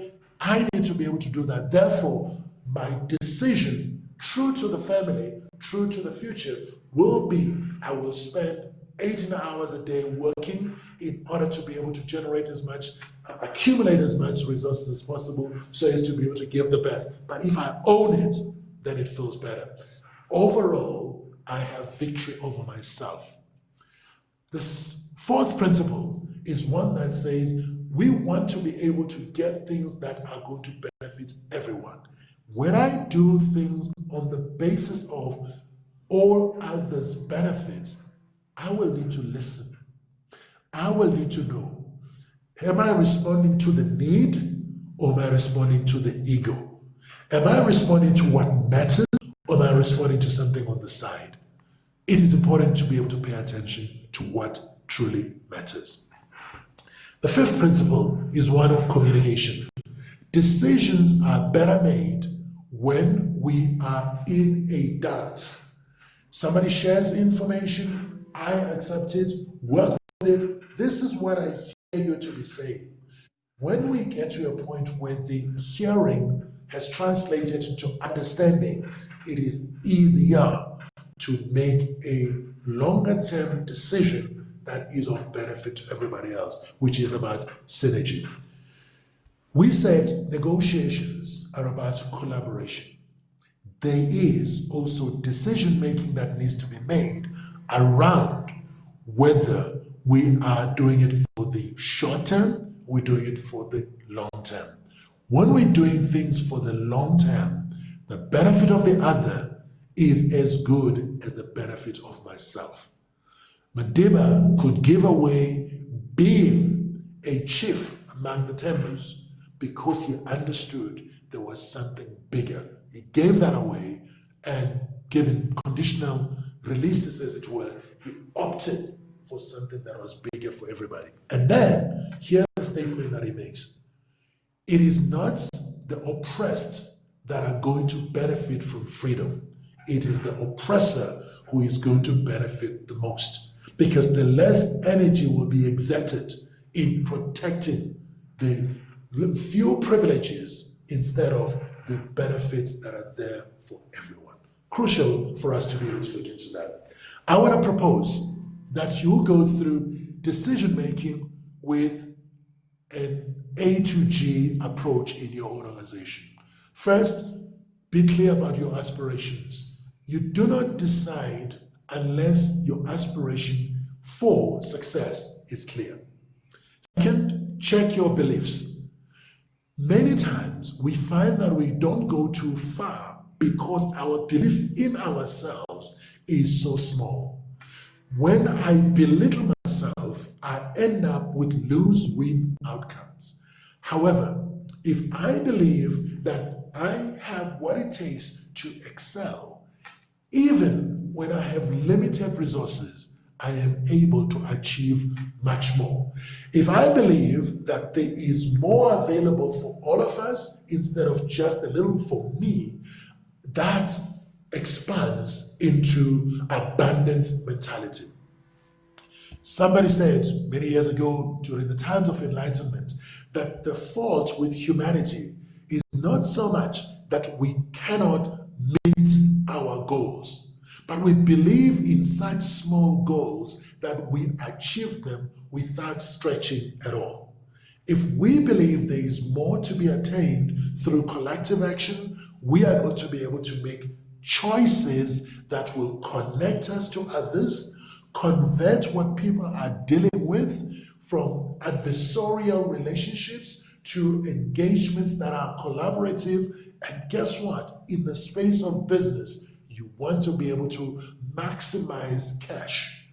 Revenue is an idea, it's an illusion. Profit is something that is a sanity check. Cash is reality. When we think about that, having made the right choices, connected to the people that we're engaging with, converted even our own enemies to becoming people who are partners on our side, we will be able to make decisions that enable us to dominate the market. That is not at the expense of others, but it is us feeling like we are in control, we are in charge. So what do we need to do? We need to engage. All decisions that are without full engagement, partial participation, are not going to be long-standing and sustainable, as it were. What we need to be deliberate about is about ensuring that we get outcomes that most of us can benefit from, and we invite others to get to work with us so we sense fulfillment. Decisions that are purpose-driven leave us feeling fulfilled.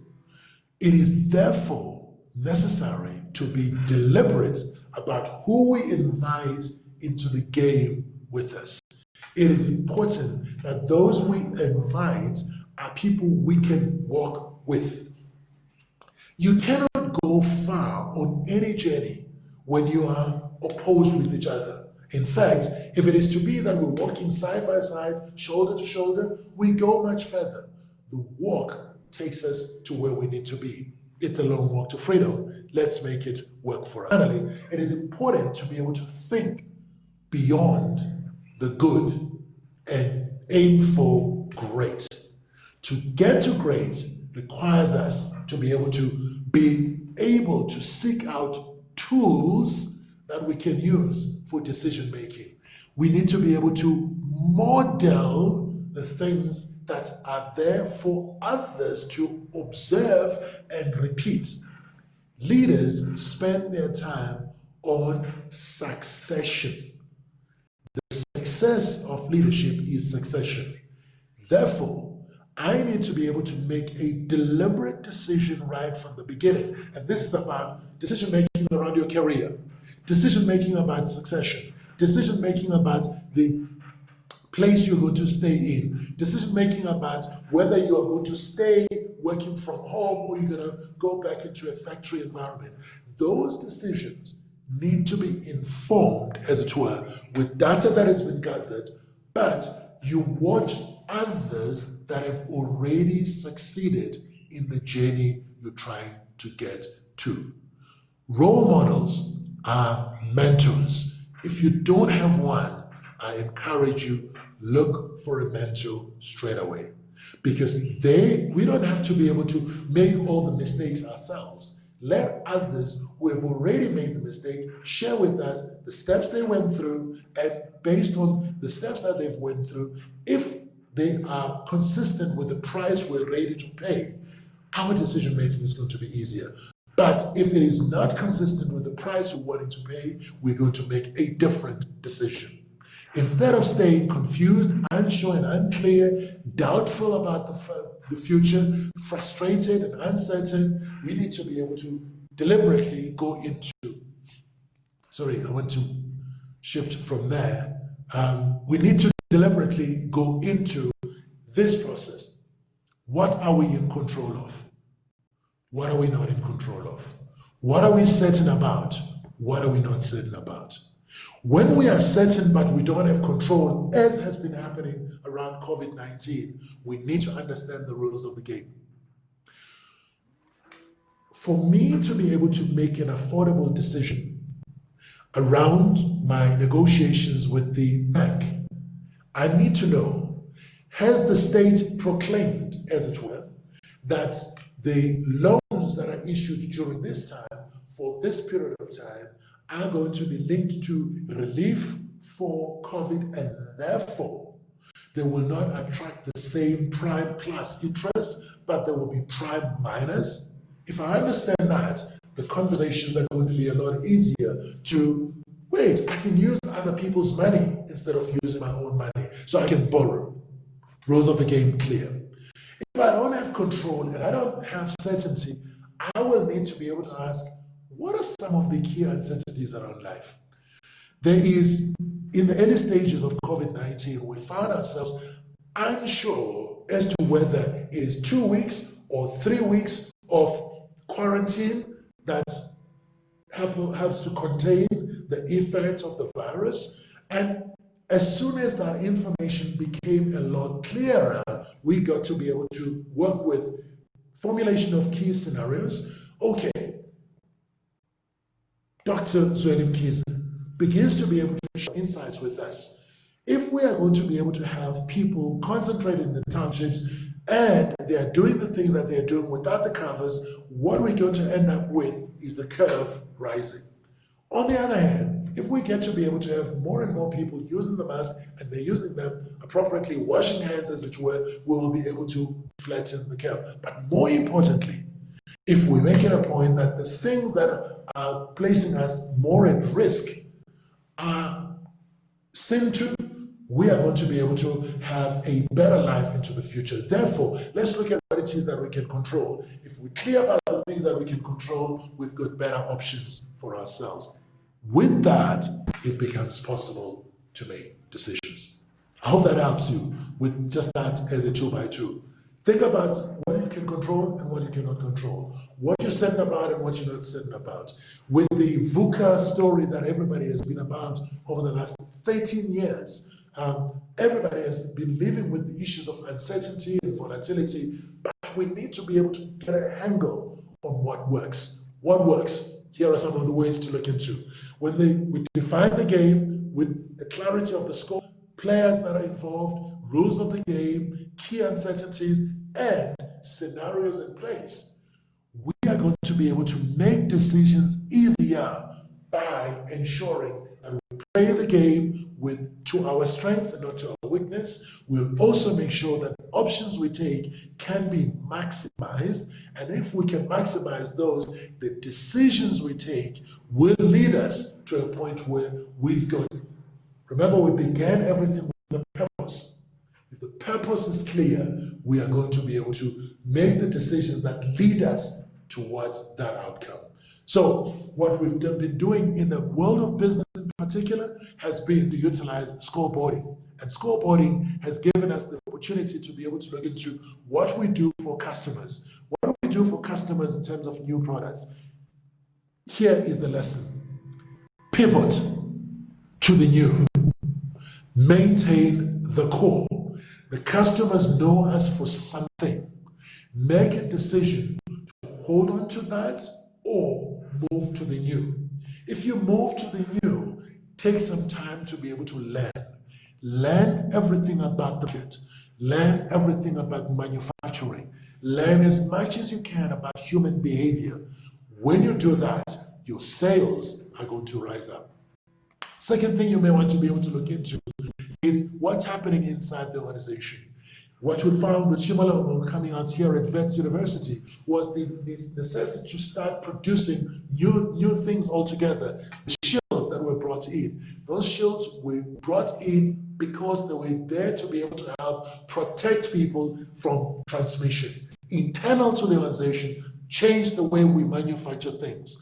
Manufacture things, turn our pizza ovens into what could be used to be able to build the 3Ds and build up the shells that we're looking for. That's just something to be able to look into. Playing around with that, can we be innovative? How long does it take us to the market? We've found more and more people, I mean, of course, Discam got to be in trouble for their selling of the of sizes and all of those with the pricing that they did, but over time, of course, they found each other with government, as it were. But the sooner you get to the market with new ideas, it gives you a chance to be able to accumulate as much as possible before others join in with you. Final thing that you want to be able to look into is what's happening with the monies. Are we able to survive? COVID-19 has forced us to start looking for ways of survival, thriving, or nosediving, letting go of certain businesses. We know that by July, more than 300,000 businesses had folded. 300,000. So what is calling us to be able to do? We need to make decisions around cash. We need to make decisions around debtors. We need to make decisions around who we prioritize when we make payments. All of those decisions will help us to go from nosediving to surviving, from surviving to prospering.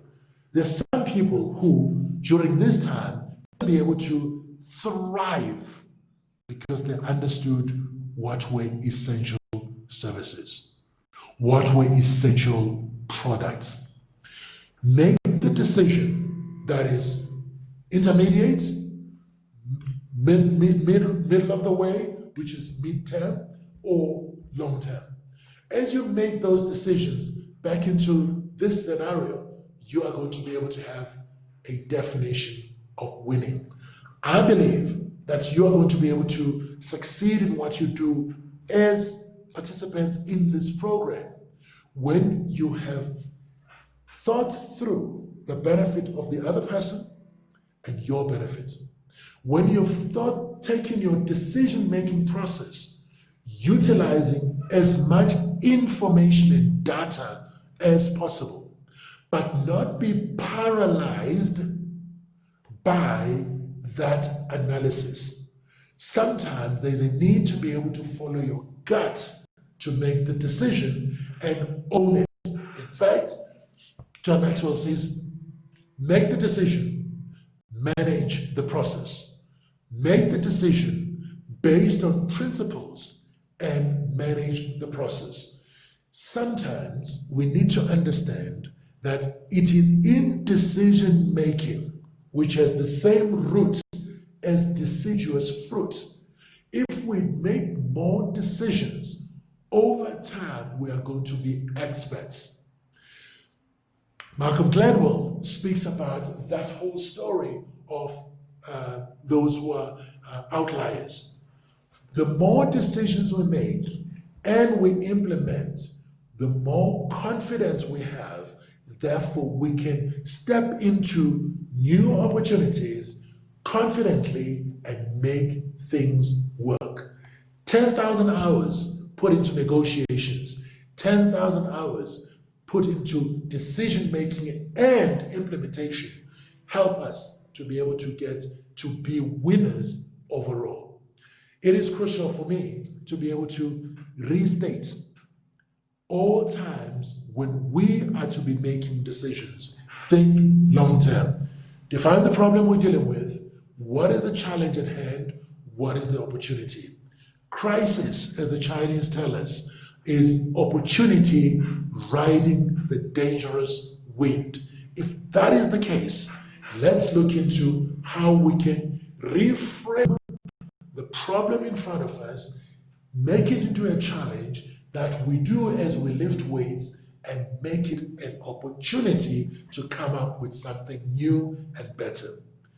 Generate an array of solutions and responses to the challenges and problems that are in front of us. And as we do that, it's going to help us to be able to end up with things we can be proud of. Evaluate the cost of decision making and non-decision. Evaluate the benefit of making a decision and not making the decision. Many a time, we do not go as far as we should because we have not thought about the consequences of non-decision. Sometimes we say, I had no choice, but here's the thing. We always have a choice. We choose not to choose, therefore we don't make a decision. We live with the consequences that others bring to us. Weigh up the pros and cons of every decision we make. Think about, is this advancing us for the short term? Some things you win the little war, little battles as it were, but you want to win the war in the end. Skirmishes may be things that you decide on, and then you withdraw to go forward. You withdraw to go forward. You take people onto the sides in order to be able to move things around, and it benefits many. In the process of building an organization, most people talk about hiring as a decision that is being made. I want to suggest, particularly as entrepreneurs, particularly as leaders, let's go beyond the hiring process to the selection process. What does that mean? An example is what happens when we have an opportunity to be able to adopt a child who the parents may have placed up for adoption, as it were, for whatever reasons that may have been there.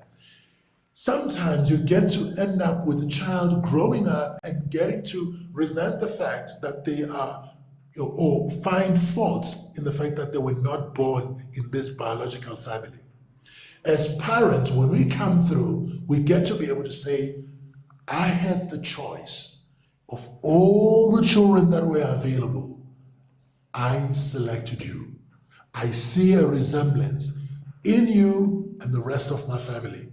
When I look into your eyes and look into the eyes of your sister, the eyes of your brother, you may look at each other and you say, you don't look alike, like Maddox in the Pitt family, but you will find that because we chose you, we selected you, there were many, you were the one that was selected.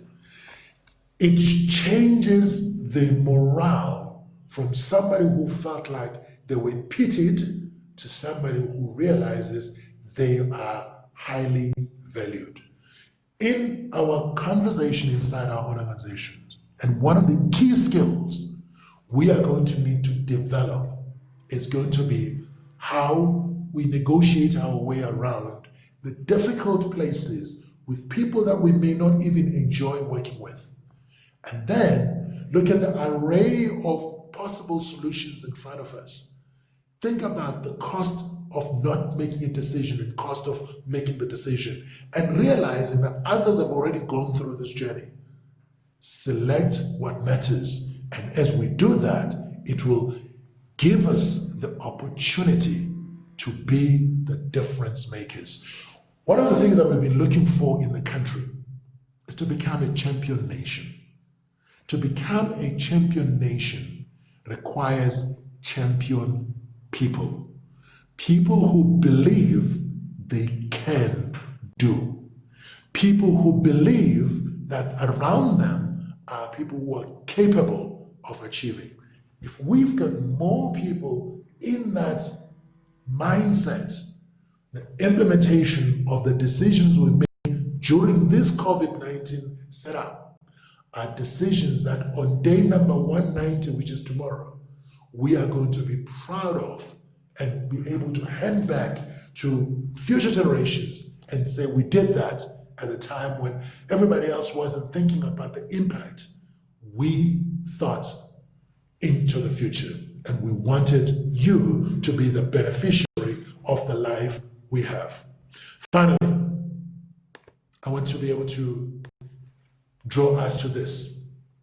Decision making requires us to have the discipline, the rigor, the rhythm of engaging others, foregoing being the winner that gets everything while everybody else loses. We pursue something that is of benefit to many, because after all, we will leave others behind when we're no longer there. Our organizations have the opportunity to be so impactful. We are going to be joy-filled people. This is true joy in life. Being used for a purpose recognized by yourself in your organization, in your circles as a mighty one. Being thoroughly worn out before you're thrown on the scrap heap. Being a force of nature instead of a feverish, selfish little clod of ailments and grievances, complaining that the world will not devote itself to making you happy. Life is not a brief candle to me.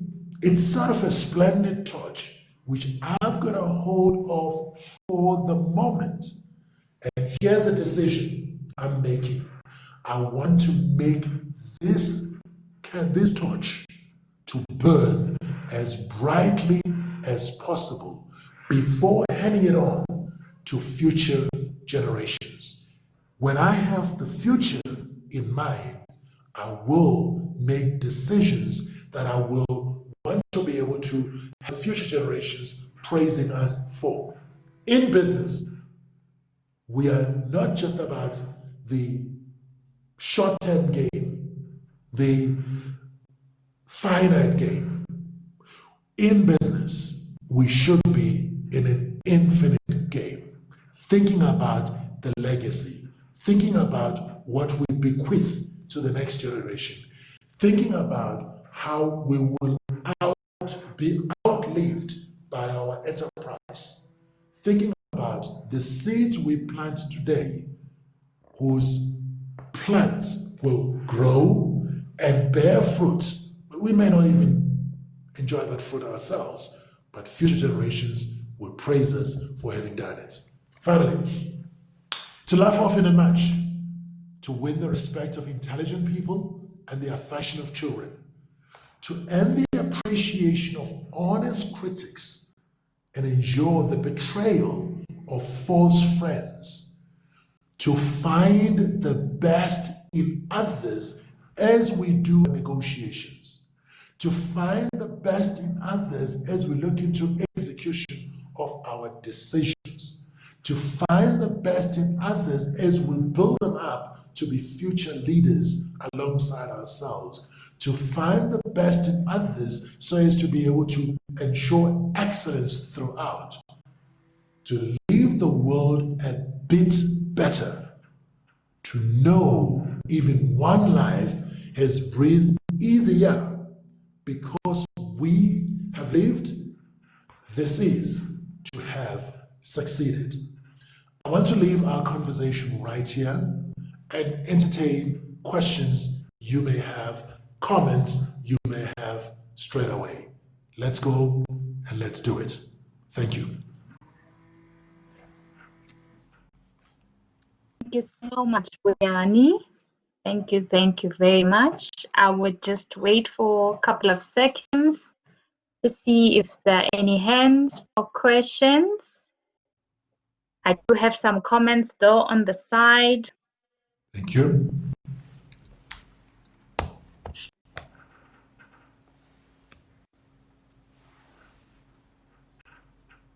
No questions. Wendy says, bravo, Buyani. Thank you for an excellent masterclass. Thank you, Wendy. And Ashika says it's about leaving a legacy. Thank you, sir. Absolutely, absolutely. Thank you.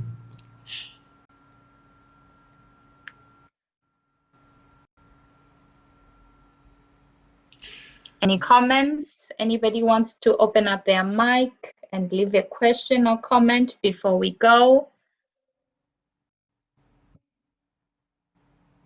Patricia says, thank you very much. Insightful. Stefan, go for it. Very feel very privileged for being able to join the class as a observer.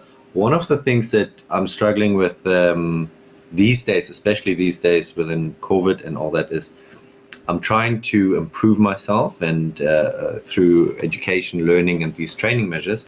But one of the things that is becoming more and more difficult is to bridge the gap between looking after the business currently while being able to develop my way forward and finding a good balance between that. Perhaps you can give some advice there. Thank you very much, Stephen. What is coming through as necessary for us to be able to consider is we're living in an environment wherein we need to stick to our knitting while we're looking for new opportunities. You would appreciate the fact that the airline industry was grounded at 95% of that, while on the other hand, Zoom has been zooming, has been doing great things, as it were. But the actual mixture of our portfolio plays a big part in helping us to become more effective, as it were. So I would argue, Stephen, that when I'm needing to be able to have the first negotiation with myself, do I see myself working on this for the long haul? Do I see myself working on this for the short term? What I hear you be saying is there's a desire to go long term. If that is the case, maybe part of this, remember we had assess, prepare, and then ask and finish off with the package. If I assess the people around who are in the same industry and sector as myself, but they've got an appreciation that they too have been suffering, what if we collaborated? What if we did a Stockfell together? Use the Stockfell mentality. Pull our resources, pull our thoughts, pull our actions together. That may very well be helpful for us to build for the future. But also, let's ask ourselves, which future do we want to realize? Because if we have not defined the future, we will get there, but will not recognize it.